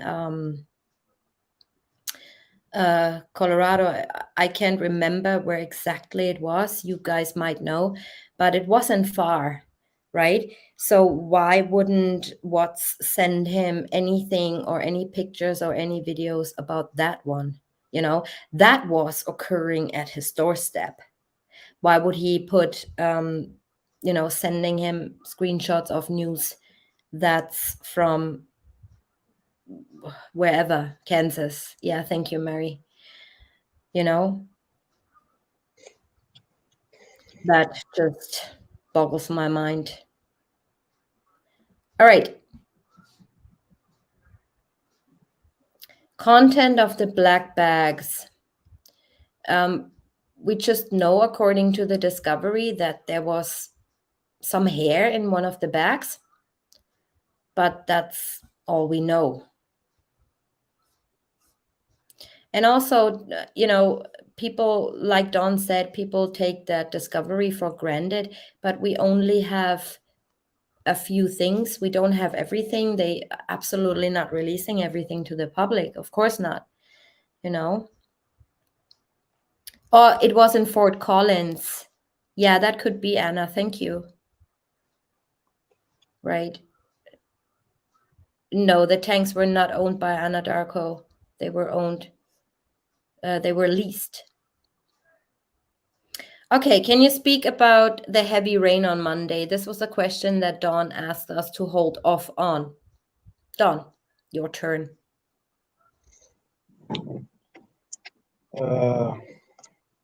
Meaning that the heavy rain, the heavy rain could have disturbed the grave, or what? What? I'm not sure. I'm not sure what is the question. The question was previously that it rained heavily. So looking at the grave side, and Shanann being buried in a shallow grave would have probably uncovered the body. If that is the question, I find it very unlikely, because it was not a tornado. The rain, at best case scenario, the rain would have leveled the sand or the dirt, and we see proof of that by looking at the tracks of the tires. They are not fresh. They are at the 1029. Yes, they are washed up. Yeah.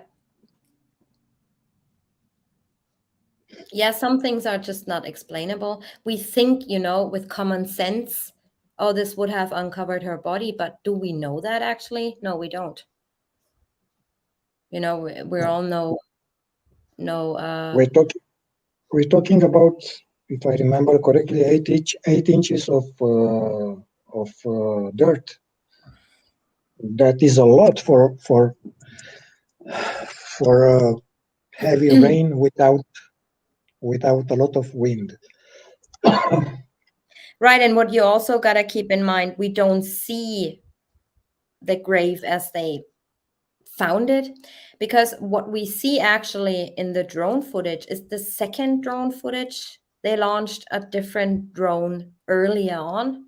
So, and there is evidence that the sheet was moved, they found, after they launched the first drone.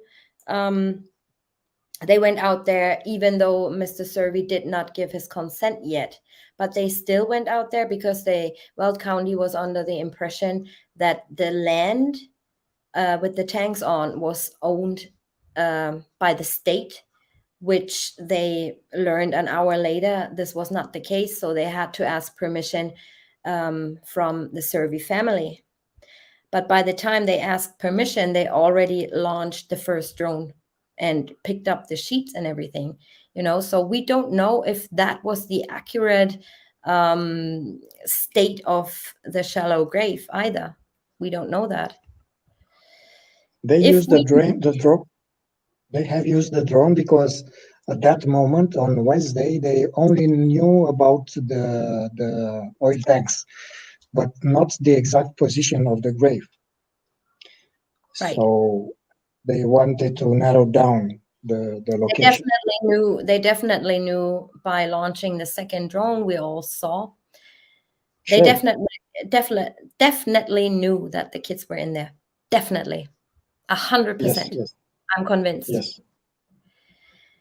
If we know that NK and TM are liars, how do we know that NK killed them all and blackmailed CW because he was the husband and it was his home and they'd framed him?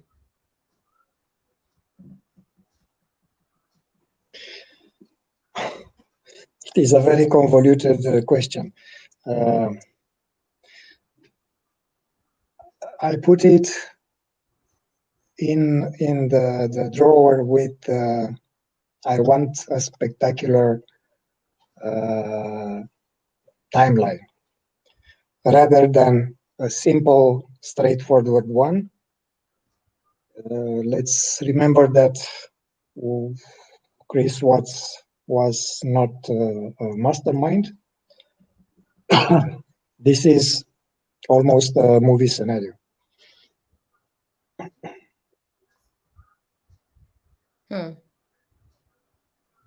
I don't believe, I never believed it. I never believed that she harmed the girls. But that was just my personal opinion. And I, you guys know me and I hold back my theories and stuff, but I never saw it that she harmed the girls. I don't know why. It was just, it was just something in me that said, nah, even though I don't like her at all. And, but I just don't see it. I have a slight delay. I had another good question here. If Shannon was dragged, would she have drag marks? Yeah, but you gotta keep in mind she was, and sorry to say this out, that straight out, she was almost liquefied from decomposition. So it's highly unlikely that they would have seen any drag marks. One other thing is that she was dragged out while she was wrapped in bedsheets. Right, and we see slightly. We see the marks. Yes, we see the marks on the bed. A few marks, yeah. But then also we cannot make out how big they actually are. In my opinion, I don't see how big they are. How can the R's be okay with this? I don't know. Maybe they don't know. Not our problem. Yeah, not our problem, exactly.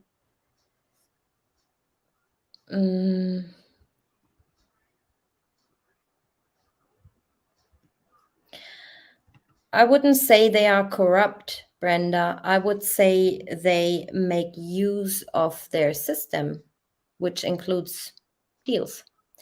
And don't think, I was always thinking, after learning all this, I am no more. But I was always thinking, they're hiding stuff. Of course, they do hide stuff, they don't release everything to the public, which is their right, obviously. The whole plea agreement, we're going to destroy DNA evidence within a year.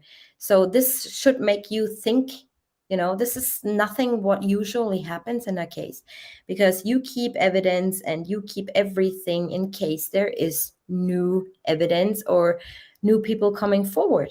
But they destroyed, and I do think that his phone is already being destroyed, and they investigated everything, like everything, literally everything.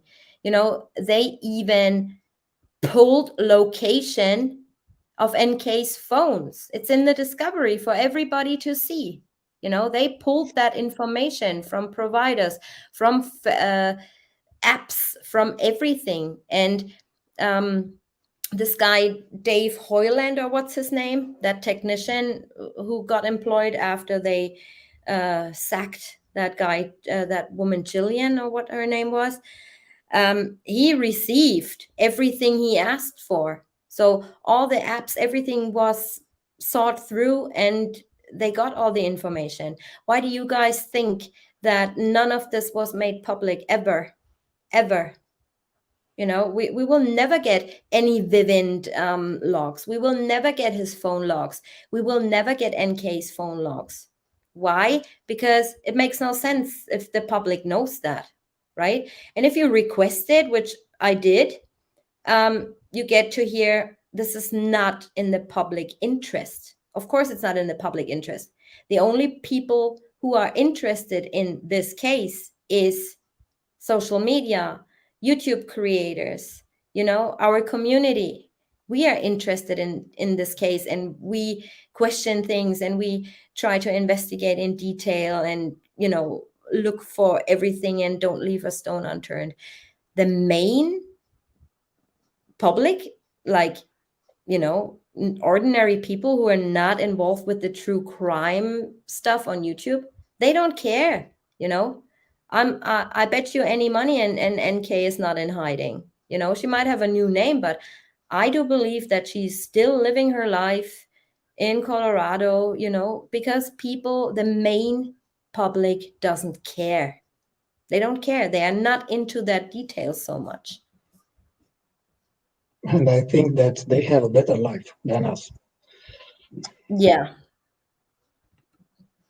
Why does Dawn think we never heard from anyone who knew NK, who wiped NK's entire digital footprint off the internet? Very expensive to do. I don't think this. I don't take this information for granted. I've heard about wiping her past. I don't believe he was that important to justify such an expensive action. I have to see with my own eyes to believe it. Who wants to find her can find her. And everything about her friends, her group of friends that were into dark things, and so on. Yeah, if that's even true. I can't do it from Europe. I think she was into a little bit like dark, I wouldn't say dark things, but like, you know, coded. Yeah, coded stuff like, you know, who the hell is asking somebody for Metallica lyrics? I mean, just look it up yourself. What the heck? Who brought the sheets back to the house? Well, I don't think that was the sheet. I think the sheets always been there. But the liquid, or what Baumhofer explained to be glitter, I don't think that's bodily fluid.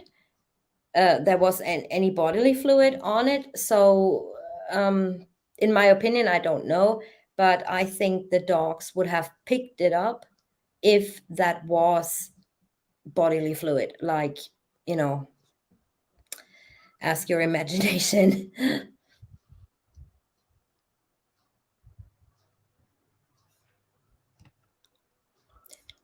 No excess dirt for SW body mass. She took up most of the space in the hole that was dug. I don't know. I never saw her in person. I never been there to, you know, see the hole or whatever. So I cannot answer that question.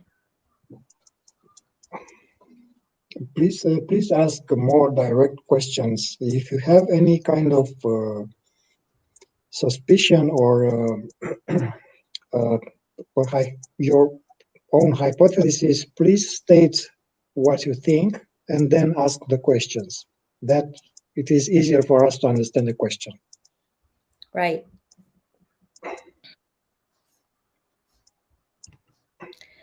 What causes Chris to change, embellish his stories, such as Shannon's eyes were bloody during strangulation? Well, they weren't. Like I explained before, and I think you guys agree with me, you know, he answers every question, and he he thinks you want. He answers every question the way he thinks you want to hear it, right? So when Coda asks, what about her eyes? Were they bloodshot? No. And then 5 minutes later, and this happened, what you said about her eyes happened just then. No, it didn't. Because either your eyes are bloodshot or they're not. It doesn't go away. You know, so I think it's just BS he was talking. My answer is that he's different than us. Yeah, Not absolutely. only that, but he has some issues. So let's get used to that. I know I sound like a broken record. Oh, Donna, did you ask that question over and again? I didn't hear, I didn't see it, sorry. Shanann's shirt was bloody at the shoulders and chest as opposed to the lower part. Does anyone have a theory as to how she was choked? Well, I don't want to go into graphic details, but a lot of liquids in your body when you die are not only be coming out through openings in your body, they also come out of your skin pores. So I don't believe that was blood as such. I believe that was body fluid mixed in with the soil, which looked reddish. That's my explanation. I don't think that was blood. Who is interested to know more about these things, do a search for Death Farm. Yeah, that's a Death good. Farm. I Yes. gotta turn off my camera. My internet is going down. That's better. It is a location used by the FBI to study the decomposition of bodies. Yes, that's good. I saw many documentaries about this. And they never forensically sealed that site. Right. And this is also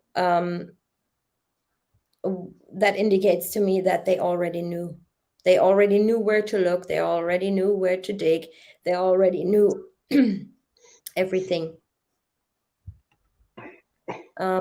What is the purpose of law enforcement hiding a deal with suspect B and C? Simply because they had no other evidence. You know, show that Nate's footage, for example, show that to a judge or a jury. They say, what the heck? What do you want with this? I see nothing. Something else too, it is that with what we know now, those testimonies have a lot of holes in them, a lot of lies. How embarrassing would be for them to show that their entire sentencing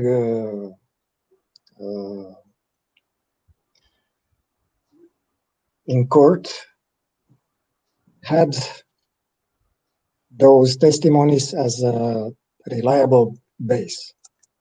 It would be terribly embarrassing, and the judge accepted what he was put on the table.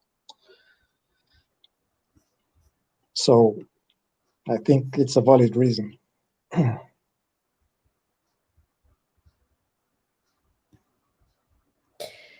Where did CW keep the girls all those hours on Sunday if suspect B and K is telling the truth?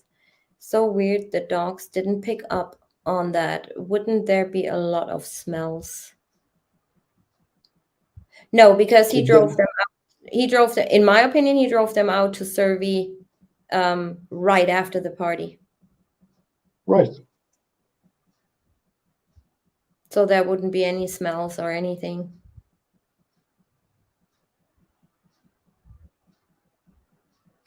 And Dawn, I don't know if you want to talk about this, but you also know where the girls found their end, right?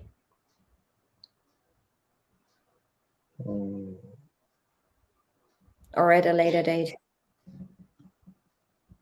Better later. Okay.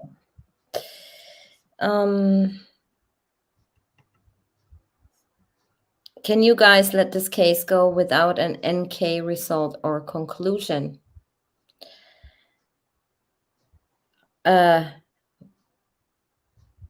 you mean us, Tiger? Like me and Dawn? Or do you what exactly do you mean?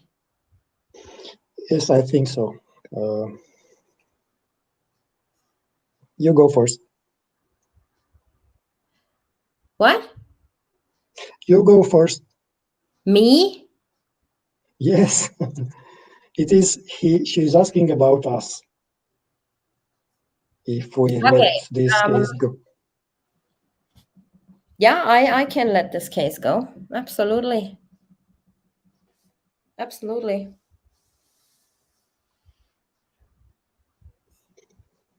I find that we squeezed the case up to our maximum possibilities. Let's remember that we live in Europe. It would have been easier to investigate the case in the United States, but for somebody in a foreign country, I think we did more than enough. Yeah, absolutely. But it's not only, you know, it just interested me, that case. And as you stated in your introduction, of course there are many cases of, you know, torture and whatnot. But this just, I think, fascinates me personally, because I always thought, you know, oh, I know these people, because she was so present and on social media, and watching her videos, you know, being in her living room, being in her kitchen cooking, all these things, right? You, over the time, it's almost like you build a friendship or an emotional something tied you emotional to that family. I don't know how else to explain it. Actually, no, that's not what I believe, Mary, that they were found in their party clothes. I believe I know where he put them, but I wanted to do another live stream on that. It's gonna be called Bye Bye Evidence, and I spoke with that about that with Dave already. So yeah, but there was like many descriptions of what the girls actually wore. So that was confusing as well. That's true, though.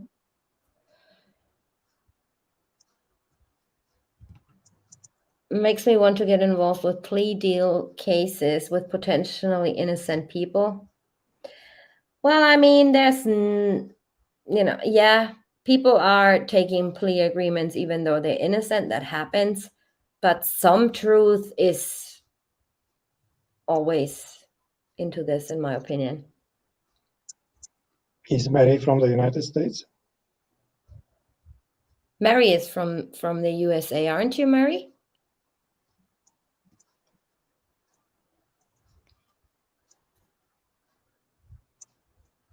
What happens to suspect A and D? Doesn't want to talk about this yet.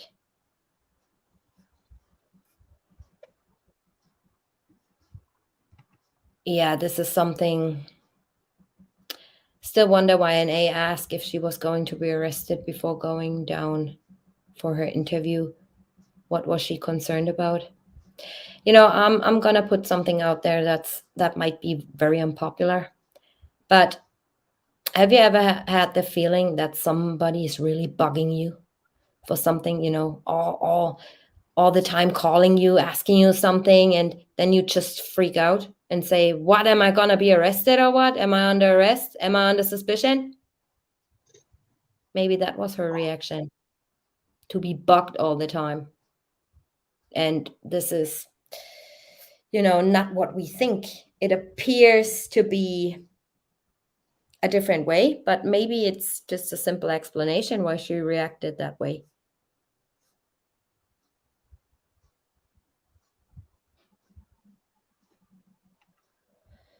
I feel sad that if she is, let lie. Yeah. In my opinion, she sold her truck because there was evidence in there. Well,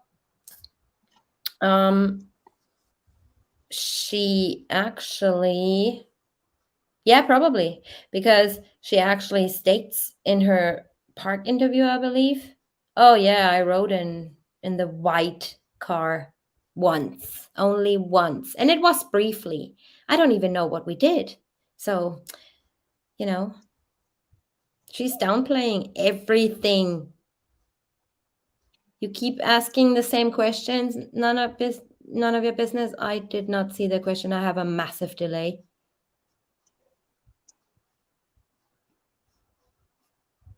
It's like I'm at the start. None of your business. Can you please put the question again?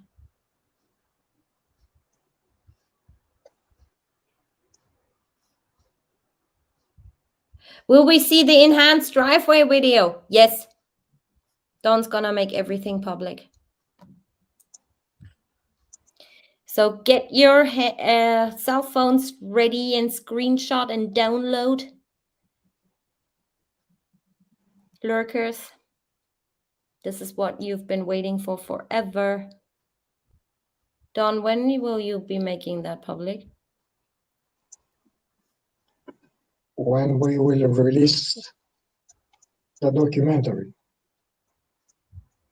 Then you will be making everything public, right? Right. But rest assured, there is nothing that could change in a significant way the outcome of the case. It's more like you will find out answer to give some of your curiosities. The rest remains the same. We still think that the American authorities will never help us, and we still think the case has no major mysteries, and that's all. Right. The DNA and GPS of the Lexus would have sealed the deal of CW killing the kids on Sunday, so why not include this evidence in discovery? Good question. Because they didn't pull anything of the Lexus. They surely could have, but maybe they did, and we just don't see it, and they don't make it public. Who knows? This question should be addressed to Rourke. Yeah. He's the main guy. He decides what gets put out there and whatnot. How were the girls put into those tanks, and why were they miscategorized as being adolescents? I don't know. Well, I don't have an answer for that. You will have to ask that to investigators or the recovery team. Why did they describe them as being adolescents?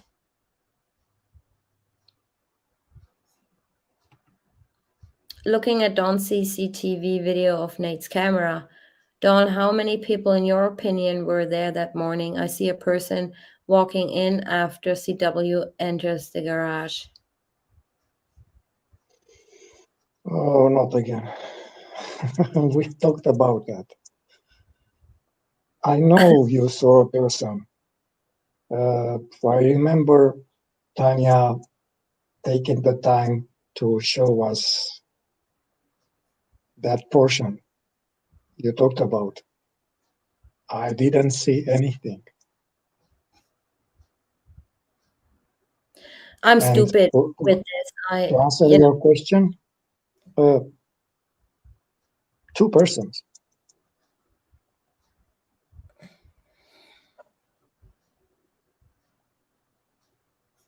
Chris and suspect B. Yeah. Good night, all. You You have found your accomplice in Dawn. He wants to do this so bad. Where does she live? The owl.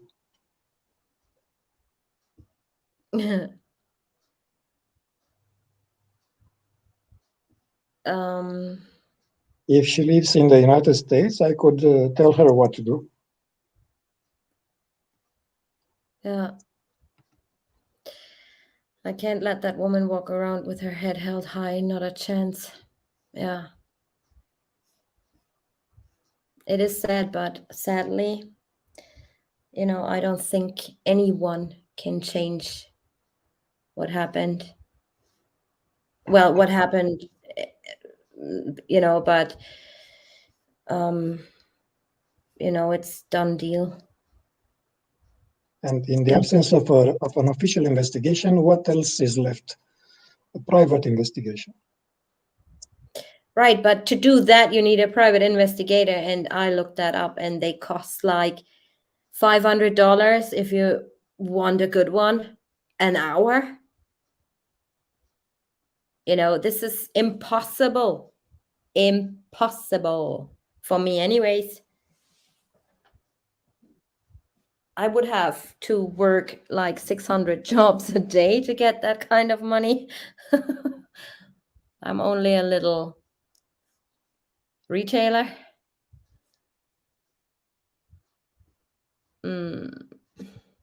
Yes. Good. That's a good thing you say, Melina.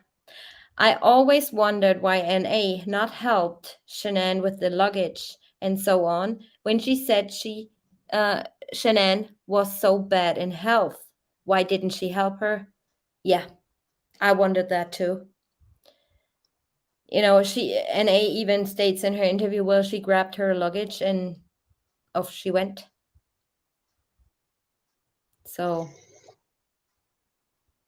Tanya, can you mention also about the trip to Tulip Street? yes, please. You can mention No, whatever. you do it. Me? I don't have the Yeah. documents on hand. No, without showing it. Oh my God. Off my head? What was it again? Yeah, Tulip Street.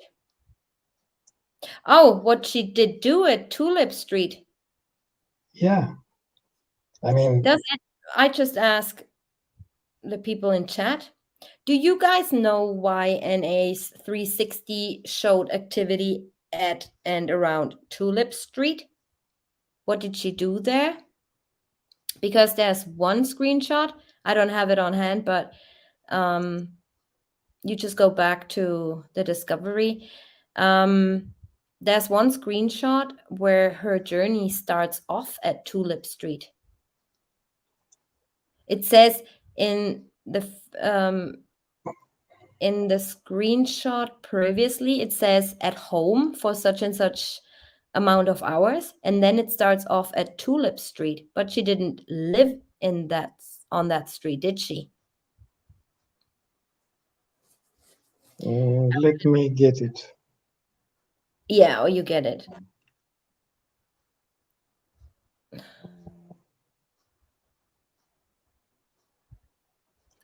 Absolutely, I agree, Big T.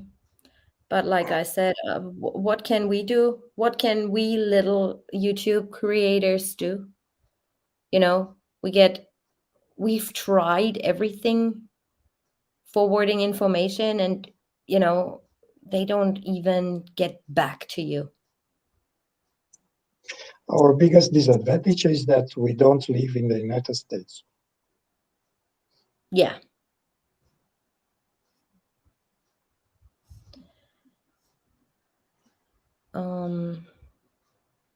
And she's also always talking about, you gotta help me, you guys gotta help me with that Hazel girl. And she treated her badly. Like the way she looked at this woman was like, I want a man to interview me or to help me.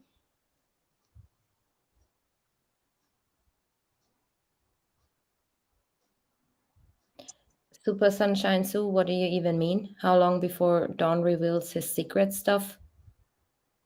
This is too long and withdrawn. Well, he did reveal a lot in the start.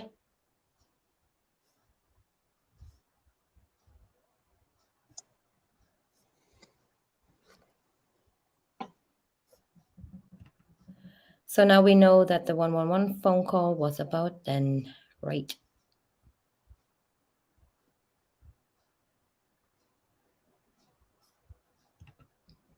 A thief, and what was done to Shannon was pure evil. You said this ages ago, Don. I maintain my position. What? I maintain my position. Right. Nate's footage is authentic, not fabricated by police. Yep, it's authentic. Dawn used a special I have a special software used by the FBI to verify that the footage was not tampered with. right, and you can I basically see if that's been cut or whatnot. I shared the okay. So for 35 minutes, NA, the worried friend, stayed at that location.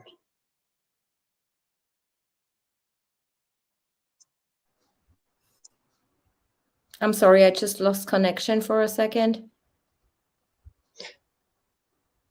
Did you hear what I said? No, I did not hear. No, I was saying that at 1721 Tulip Street in Longmont, Colorado, she stayed for 35 minutes. To me, it looks strange because NA said she was worried sick about the well-being of Shannon.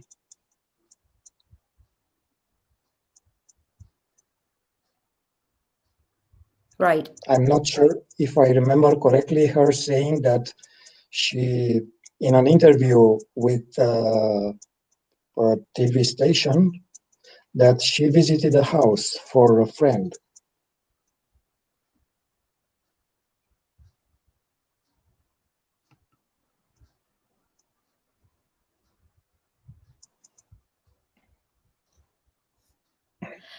I'm sorry, I keep losing connection.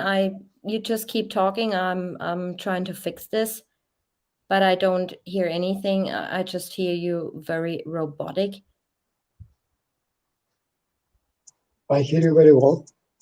Yeah? Am I back? Okay. Yep. What was the question again?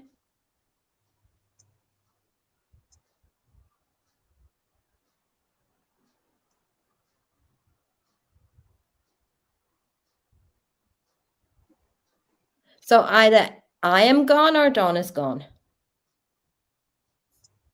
No, you're I hear one. What? I hear you very well. Nothing changed. Okay, I don't hear you at all.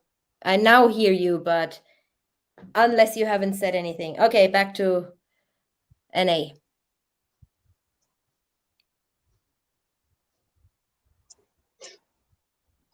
So I couldn't find out who lives exactly, or what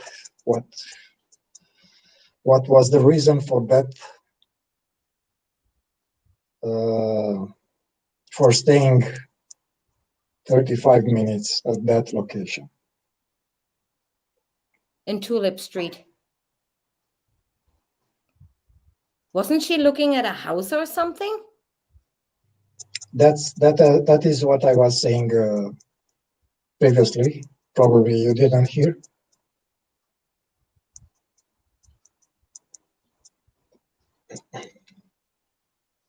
I don't know. Nobody says anything in chat. I think they don't care. Whatever. No. I Street think is that Tumbleweed. Here you go.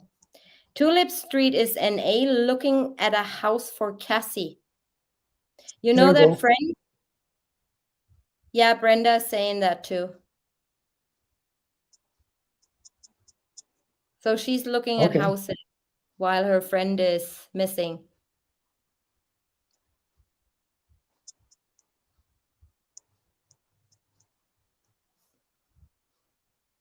A house for Josh and Cassie. Right. I was starting to remember maybe she was looking at that house. But didn't they also say she was meeting up with Shanann that morning anyway because NA got her Lexus or something and they were looking at some Lexus places? Yes, I've heard that too. So I don't know what to think. What was more important? Looking for houses, looking to meet Shanann because she wanted to have her car, or her well-being. Right. I think all of this. Like Shanann was gone. Okay. Now let's quickly look at the house and then quickly get the car and then go back to Saratoga. Yeah, I don't know. I'm not living with this girl. I don't know her. I don't know why he's reacting the way she does. But obviously, you know, here again, you got to keep in mind she was not the best friend of Shanann. She was best friend of Mrs. Rusak. Even D.A. Rourke admitted NK had lied, but she also did help them. Okay, D.A. Rourke, what do you do to accessory to murder, and what do you do to someone who's withheld evidence? Surely not reward her. Absolutely, I 100% agree. Welcome, Donna, to the family. Just a short note about NA. I tried to contact her using. You did? You did try to contact her? Yes. Oh, wow. Cool. And what did she say? She said, fuck off. No way. Is that true? Yes. Oh my God. What did you ask her, if you don't mind me asking? I was very polite and, you know, I was trying to clear things up. And I think she mentioned in a previous video on her YouTube channel that anyone who's asking her about the case, the answer is the same that I got. Oh my goodness. It looks strange for somebody that has nothing to hide or is Yeah. innocent. Right here, Susan, I still think NA and the R's are part of this. Well, I mean, there's no proof other than, you know, why deleting a call. As Mr. Rusek states in his interview, he wasn't able to see what time they had a phone call going because she deleted that phone call.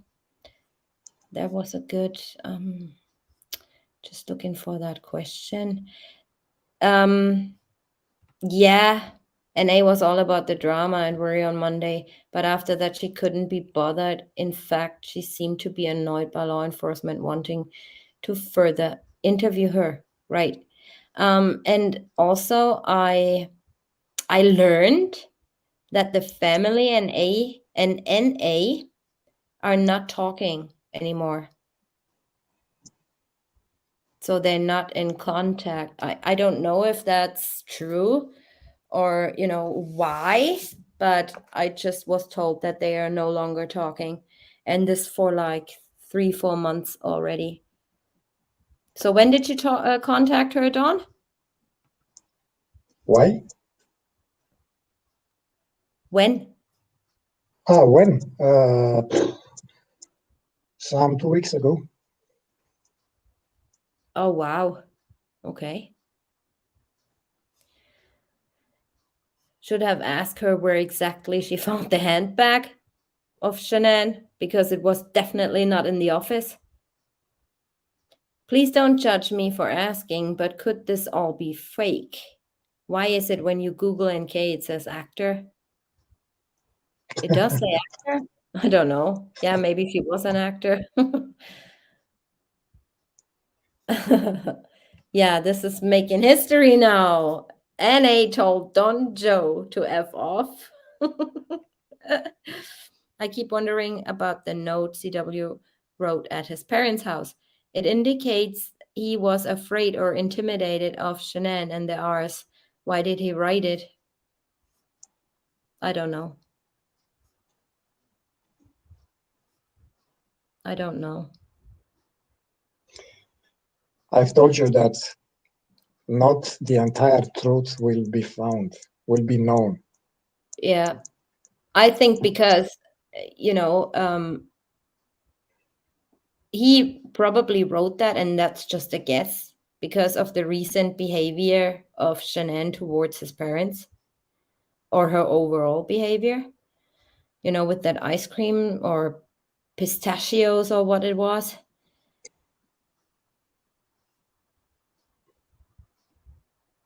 True, Annie. And A was great pulse with K. Who's K?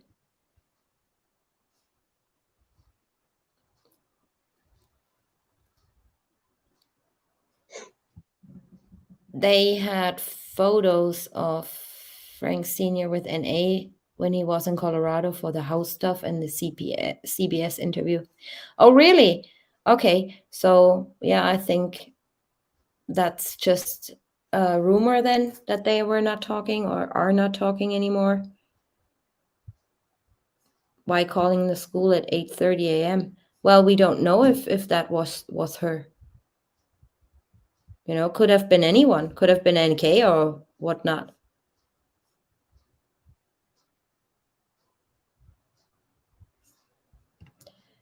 Why do you believe the phone and bag were left in the house?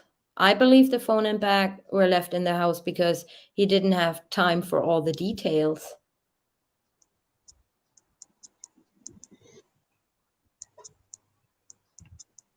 Even after tonight, nothing is clear in this case. I just have more questions.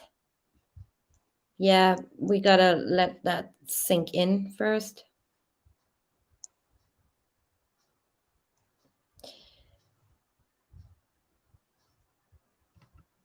They stop talking to people that don't agree with them or say something that goes against what they want, what they don't want said.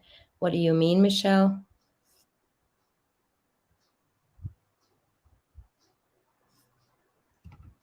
Oh, and A was great pulse with NK's sister, Tulip Street. Is that proven? I think it is just a rumor. I never heard this. Ever. No, there is no definitive proof. Did her sister even live there? And the owner of the house is a man. Huh. It was a Facebook post with Frank Sr. and an A and her kids, and how wonderful it was to get together and how they always have time with each other. Oh, okay. So I guess that was a rumor, what I was told. Her stepmother lived there. Her stepmother lived there? Okay, I did not know that. I gotta check that out. All right, I think we're going around in circles. Yes, absolutely. There is some more questions. I mean, for me, there are no more questions. Like I said, that case is solved, at least in the eyes of the public, in the eyes of the law enforcement. I don't believe that this will ever be reopened again. And yeah, but Dawn brought us incredible information. Thank you for that, Dawn. You're And welcome. yeah, it's just, you know, I don't think with all the, I just don't think there's any more to deeply investigate. I think it's done. All we can put out there is more informative other than investigative, in my opinion. So yeah, with that being said, if NA and young Nick were worried about Shanann and the house, worried about Shanann and the girls when they first showed up at the house, but instead young Nick just started looking for the phone. Yeah, and he immediately found it.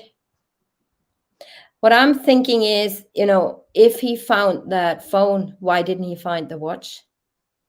That was obviously, according to the discovery, also in the cushions or thrown in the cushions, you know? One was taking, the other was planting.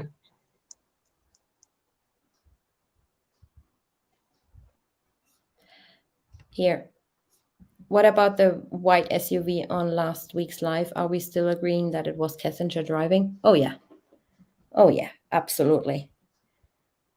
She's nosy. Absolutely, in my opinion. I mean, people say, no, it wasn't her. Well, okay, I see her truck. This is what I see. What's your opinion on this, Dawn? I see a truck. Nah, of course you say that. I I'm mean, convinced it's her. It matches with her phone and everything.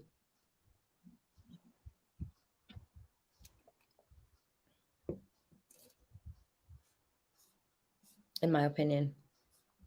Well, Dave and I, we calculated, you know, how long the distances and drives and all that, and it does perfectly match. Yeah, but I'm absolutely not happy, Kim. But what can you do? Talking about this case for another 10 years? It makes no sense. We will never reopen this, ever. let us ask you to, Kim, personal. Are you truly happy? What would you do? What are you willing to do?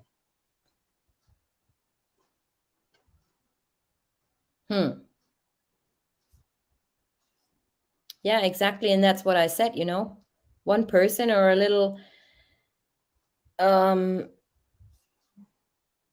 little community like us YouTubers or, you know, the crime community, we cannot do nothing. Okay, resident history for 1721 Tulip Street in Longmont. No Kessingers on search. So yeah, I think that was a rumor. We searched it too. What? We searched for it too. Did we? I can't We remember. did. I can't remember. Yeah, there will always be questions, Big T, always, but I'm quite, you know, all right with what I know now. And it's too draining. It really is draining. And look at what this case brought to people, to humans. Nothing but hate and arguments. And, you know, if he does, you know what, if Chris Watts does not want to talk, so be it. He doesn't care about Shanann or his girls. He doesn't. Because if he would have, you know, first of all, he wouldn't have done this. And second of all, and I don't care what anybody thinks and how much of a Chris Watts fangirl you are or fanboy, you know, he wouldn't have done this if he felt something for his family. He wanted to get rid of them. It's as simple as that. There's a reason why he's not talking. He's not allowed to because he's only caring for himself. He's afraid to get transferred back to Colorado. And this is the only thing on his mind. You know? Yes, not only that, but he knows that he is the one that killed everybody. So he doesn't want to drag down anyone else. Right. If we can believe what NK was saying and McCoy, you know. I'm satisfied we have gotten to this stage. I'm satisfied too. You know, we put months and time and everything into this. For what? He's making, you know, promises. Oh yeah, I'm doing this, I'm doing that. And in the end, no, I'm not doing it. You know, look how many creators were in contact with him, you know, and he promised, oh yeah, we'll go through that with your help. We're going to file a 35C. No, every single one of them, when they got too close or, you know, told him their opinion about him, you know, like Mark Gillespie or what his name was, he just gets rid of them. This is how easy Chris Watts gets rid of people. Do you understand that? He doesn't care. And I don't believe for a second that he cares about his children now. Not for a second. Making us believe that somebody else and, oh, I wanted to go back on site and I wanted to do this and I couldn't save my children. No, you didn't even intend to save them. And this is just Not my honest opinion Yeah. about him. I'm sick of this guy, honestly. Either open your mouth, clear that up, so the public will know and can bring those other two to justice. This is no justice. And if he wanted justice for his children and for his wife, he would have talked already. You know, he's leaving his parents in a freaking limbo. They have to experience hate from all over the friggin' world. What the heck? You know? For somebody who claims he found God in prison, I find very odd. I find very odd that he's looking for girlfriends. Right. Somebody should tell him how he needs people to adore him. That's what he needs. Yeah. And his only concern is to get transferred back to Colorado because they said to him, oh, we're going to kill you. And Chris Watts doesn't want to be killed. Yeah, he has his own world in prison. You know, this might sound funny, just real quick. This might sound funny or even stupid, what I'm going to say now. But have you guys seen him eating that pizza? Have you seen him eating that pizza? And this was the point where I was saying, oh my God, you don't care about anything, do you? That was just disgusted me. This might, like I said, this might sound stupid, but I'm sick of this guy. And I said from the start, if this is consuming me and I want this more than actually he does, I offered help, you know? But if he doesn't want to talk, well, then his bullshit stories he puts out there, oh, I can't remember. Of course he can remember everything, but he cannot say anything or doesn't want to say anything. I don't believe him for a second that he cared for his children or for Shanann. And no matter what Shanann did to him or how she behaved. Of course, that might have put him over the edge amongst many things like the financial situation. And she quite frankly wouldn't have been my friend in real life either. Because I personally don't find her very likable, but that's just my opinion. You know, but we don't know what they went through together. And this might have been the tip of the iceberg, but still, he doesn't care.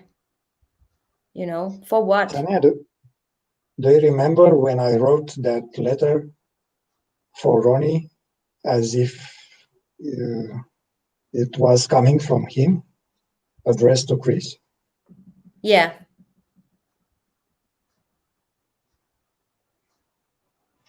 I hope that something will trigger his inner soul, but no. No, he will never talk, ever. If he's not even talking to his parents about what really happened, then I really hope that Ronnie would have told us if Chris had spoken with them and told them everything. oh, absolutely. I think he would have. They want the truth. Of course, it's their son. You know, they love their son. Of course you do. You know, and I think that's not a bad thing. This is what parents do. But they Yes, have very to good. know it's so disrespectful towards Ronnie and Cindy to treat them that way and to accept people hating on them.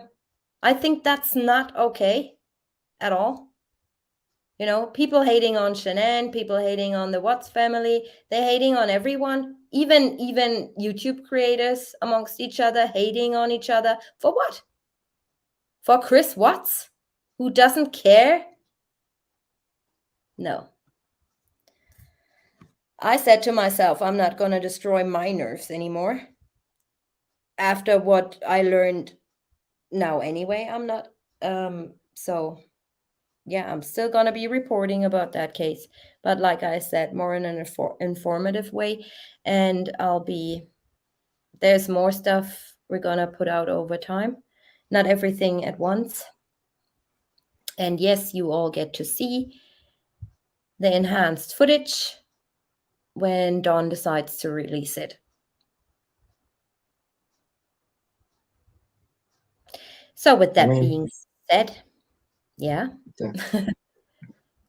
No, I was wanting to say that you have it too. I mean,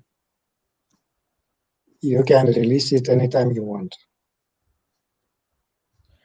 Yeah, but I'm waiting for you because it's your work and, you know,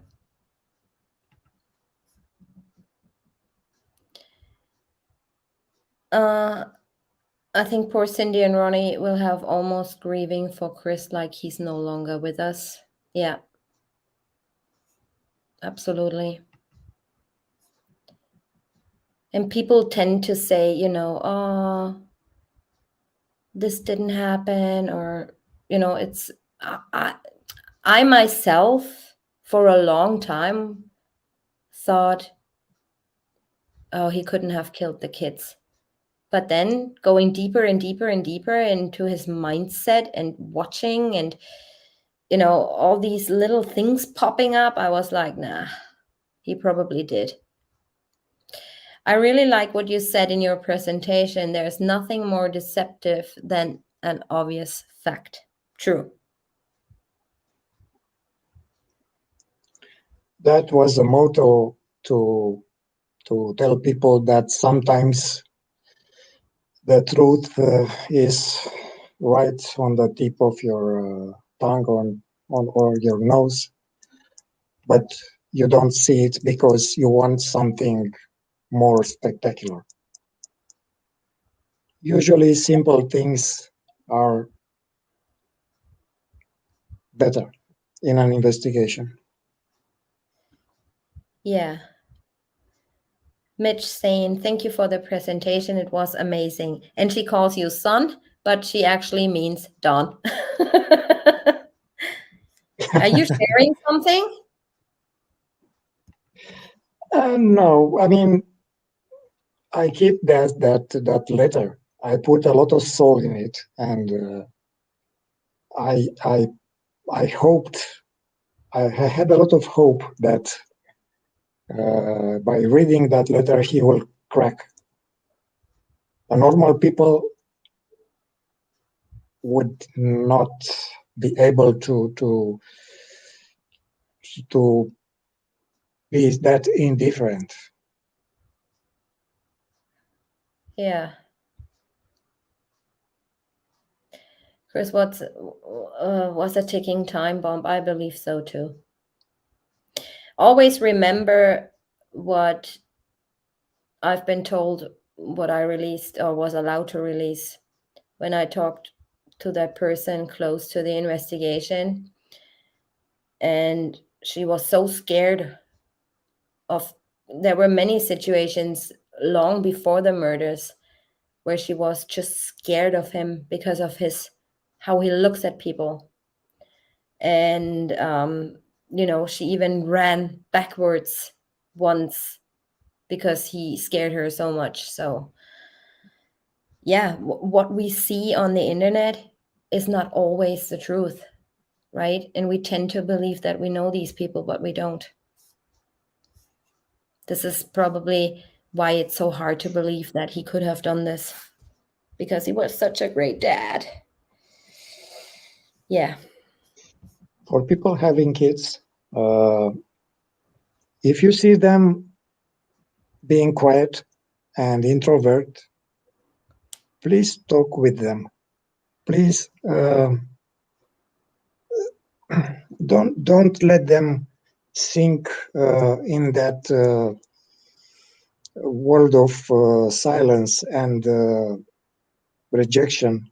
I mean, this could be an outcome for a child that feels maybe neglected, maybe not understood. Teen years are very important. My son is in that area, and each time I see him being quiet, I don't let him get away without telling me what is happening. Right. The R is responsible for tearing this community apart. No other case did this to the community. I tend to agree with that. Because it's all about, and that's my personal opinion, yeah, how I see the things. I think the more this dies down and the more creators are not talking about this case, the less money people are willing to donate. And this is just my observation, and this is just my opinion. I might be wrong, I might be right, but this is what I feel like. So with all the hate going on, I think that's somehow purposely done. Like I said the other day, I was talking to a very intelligent woman, and she told me, you know what, let's talk about AD for a second. I don't even want to mention him because of the history I had with him, but I don't see him going to court or to a trial, or for what? Honestly, for what? If they think that's harassment, what he does, what does he do other than talking about that case and stating his opinion? What does he do? Nothing. When I contacted authorities about a similar situation, it will never, ever, ever, in the UK, same thing, it will never, ever, first of all, take 4 years to put somebody, or to get somebody to court, or to obtain a restraining order. And second of all, it will never, ever cost 75,000 pounds or dollars. Not in a million years. The most this will gonna cost they will never take him off YouTube for stating his opinion if that's their goal, because he's doing nothing other than stating his opinion and talking about that case, which, and this is only my personal opinion I'm stating here, yeah? No, who has been shut down? Nobody has been shut down. I think it kind of plays into their hands that so many people are talking about the case.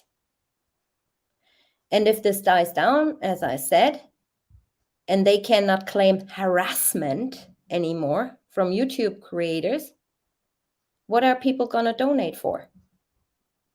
You know, it's been 4 years, 4 long years, you know, and going on TV saying certain YouTube creators are harassing them.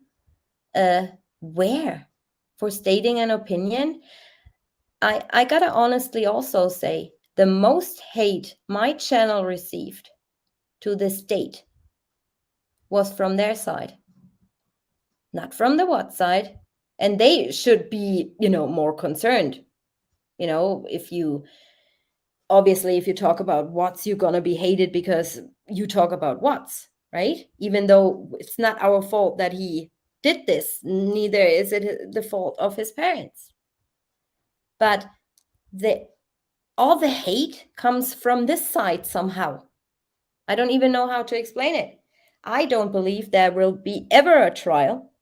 For what? Right? If somebody's harassing you, you go to court, get a lawyer, go to court, and try to get a restraining order or a gag order to tell this other person you cannot talk about me anymore, or, you know, keep your distance from me. But other than that, what criminal activity did he do? What did he do? Nothing. Other than talking about the case as 1,000 others. You know, he didn't do anything other than talking about the case. Sometimes not to the liking of people, but, you know, you can't be the same opinion with everyone. This is just life. This is just how it is. But he did not, you know, commit a criminal act or a crime on them.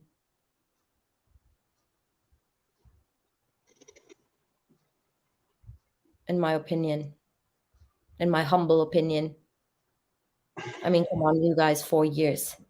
This shouldn't take longer than a year at most. And it shouldn't cost $75,000. I mean, come on, $75,000 or pounds? 75,000 pounds, that's like almost $100K to get a restraining order, unless they're after something bigger, I don't know. You know? And no hard feelings, you know, but that's just my opinion. I think as soon as people stop talking about this case, there is no more showing off, oh, they're harassing me, or they talking about this, or, you know, or there are conspiracies or whatnot, and, you know, people won't be donating anymore. Or do you see that different? Not even a professional killer costs 100K USD. Right. So, yeah. I No, personally they don't. did what they know. They did what they know best, being aggressive, trying to control, and looking for money. Yeah.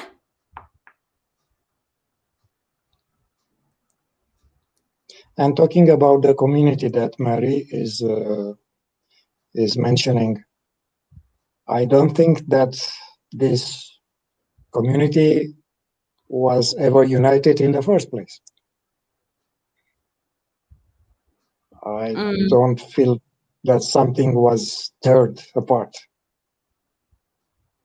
No, but I don't think so either. But people could talk, well, as long as I'm on YouTube, for a year or so, I had the feeling that, people could talk more open, and they were able to talk to each other and state their opinions and still don't get into a massive fight, right? But at the moment, it's just, I saw that first. No, I saw that first. No, I discovered that. No, I discovered that. Who cares? Save your nerves and move on. The Rucheks cared if YouTube channel got money from talking about the case. They think some of that money should go to them. Yeah. All of the money should go to them. I was generous. I don't care about their money, to be honest. I don't care. If it was on me, they can have $10 million. I don't care. It's just you need a reason to get donations in, is what kind of like is odd to me. Right? If people are willing to donate, well, so be it. I'm not jealous. No. Everybody Yeah, deserves. but when somebody says that she owns her daughter, even in that is weird. That is a what? That is weird. Yeah. Didn't she say that she owns her daughter even after death? Yeah. And any kind of but revenue should go to them. Not only by posting pictures, because if I remember correctly, AD was accused, among other things, for posting pictures, public pictures, in that time. You know what? That's also a very big misunderstanding about copywriting and pictures, right? If pictures circulating on the internet for a certain amount of time, they become public domain. That's what most people don't know.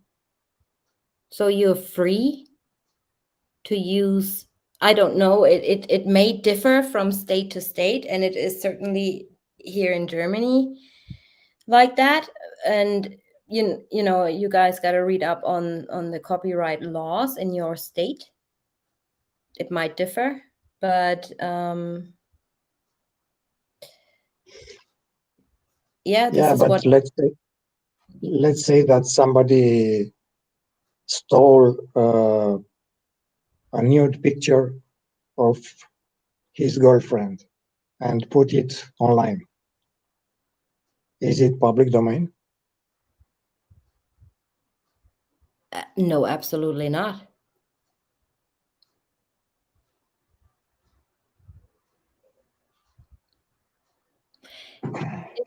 Here in Germany, it's the law is like that. Even children under age or a dead person never loses the right to their own picture.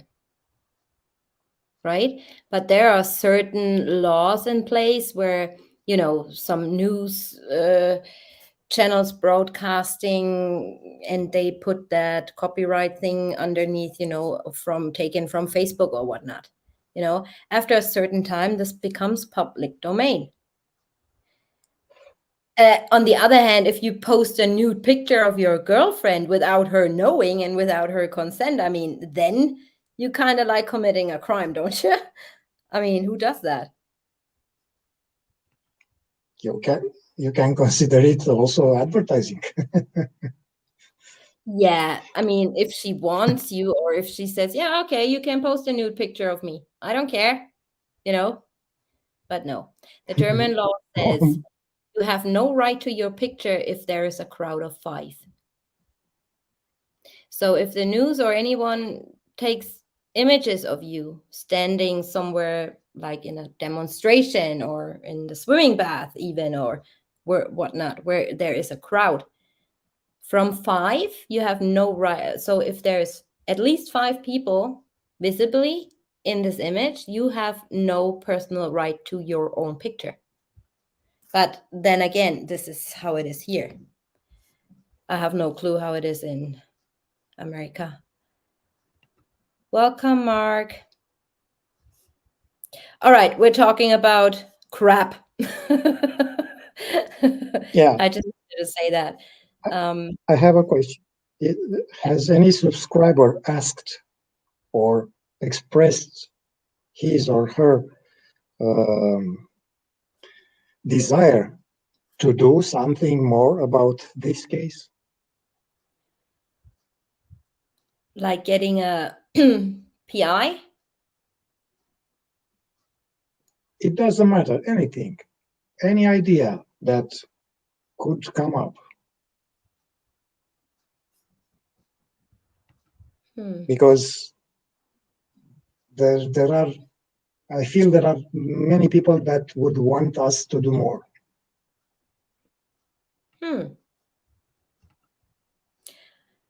How about setting up a GoFundMe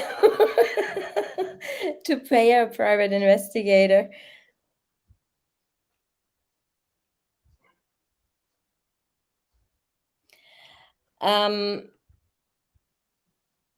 Mercy, I believe, but that's just my personal opinion. I don't know where the 10 grand went. There are various theories out there that she spent it on Thrive and stuff like that.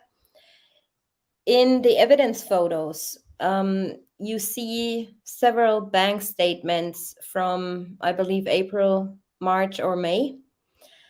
And Shanann is calculating numbers together. And if you sum that up, it gives you the sum of approximately 9 grand. So maybe she was paying off credit card debt with that money. You know, because look at it this way. They maxed out all their credit cards. So on most credit cards, what did they have left? Probably $100 or something.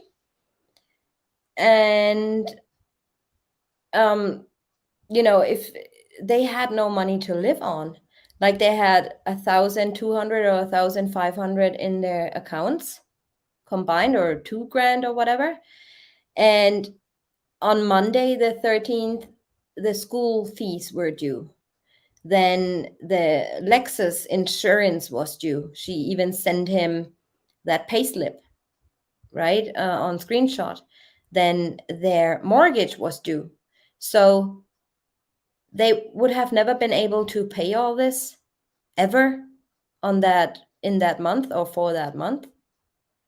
So they took out 10 grand, you know, with Chris Watts stating he thought that this goes towards the mortgage because they were 3 months behind, and learned after the fact that they were still 3 months behind. You know, so he has no clue where the 10 grand went.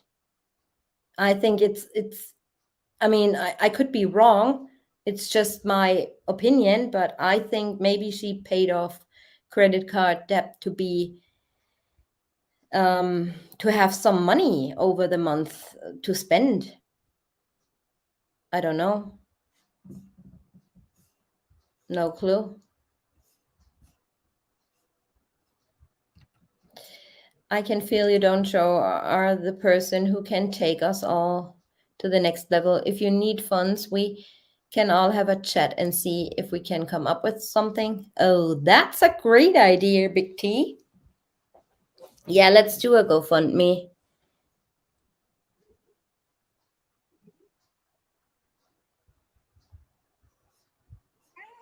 Hiring an attorney? No, he refuses attorneys, so there you go.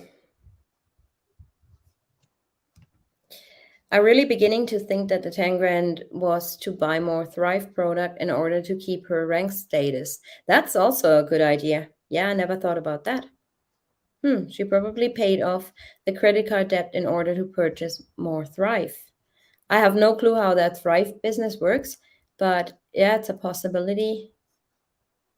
Yeah, $10,000 is the maximum threshold for a credit card. Is it? Yeah, I don't think it is a coincidence. But they had several credit cards with like a limit of $2,000, $1,500. The other one was $3,000, I believe. They'll never win the lawsuit. If they do, then no one can speak about any other crime case and give their opinion. Absolutely ridiculous. Frank Jr. just needs an income with his donation request. Yeah. And he's very aggressive towards, other people, in my opinion. Like cheering if somebody feels sad, or if people start fighting. I don't know. Not good. Not good. All right, you guys. I'm gonna turn my camera on for the last few minutes. We've been on here for almost 4 hours. It was an honor. Yeah. What do we learn? Go out with your family. Enjoy the time. Enjoy the summer. Make memories. And don't sit on the friggin' Watts case all day and night like I did. I'm certainly gonna do less now that I know certain things. And yeah, it adds up to me. Yes, absolutely be respectful in chat to both families. You can always state your opinion on this channel. Nobody will come after you for stating your opinion. But no name calling or anything like that. It's just not necessary. We have as much right to raise money as the R's do. Okay, CW is up to his neck in it, but others need to be investigated by me and Don Joe. Absolutely. Yeah, I mean, the offer still stands.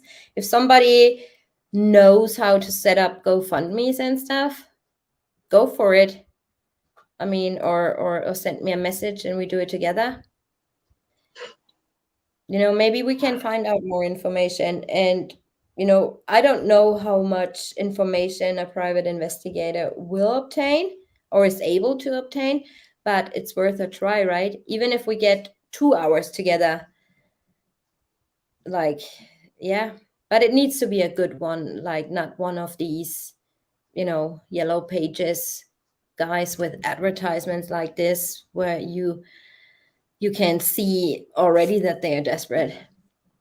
So the little ones, I was told, are the good ones. All right, you guys. Like I said, thank you all for being here and joining us. There's more to come, especially with the documentary. We're not done yet. I'm not, quitting talking about the case, if that's what people think. I'm just not that invested in this case anymore. I made up my mind and formed my opinion. That's why I was always very reserved with stating my opinion. There will also be a new route I'm taking very soon.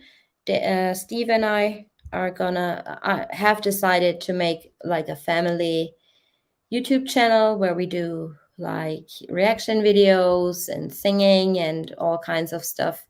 So if you guys are interested, I'm gonna put that. I mean, I haven't personalized it yet, but I will be in the next few days. And yeah, if you're up for stuff like that, hit the subscribe button. It's really new, and we can have some nice get-togethers from time to time. All right, with that being said, like I said, go out, enjoy the summer, take care of your family and your loved ones, make memories, and yeah, stay healthy and don't worry so much about what people say. I love you guys. Thank you so much for watching. See you next time.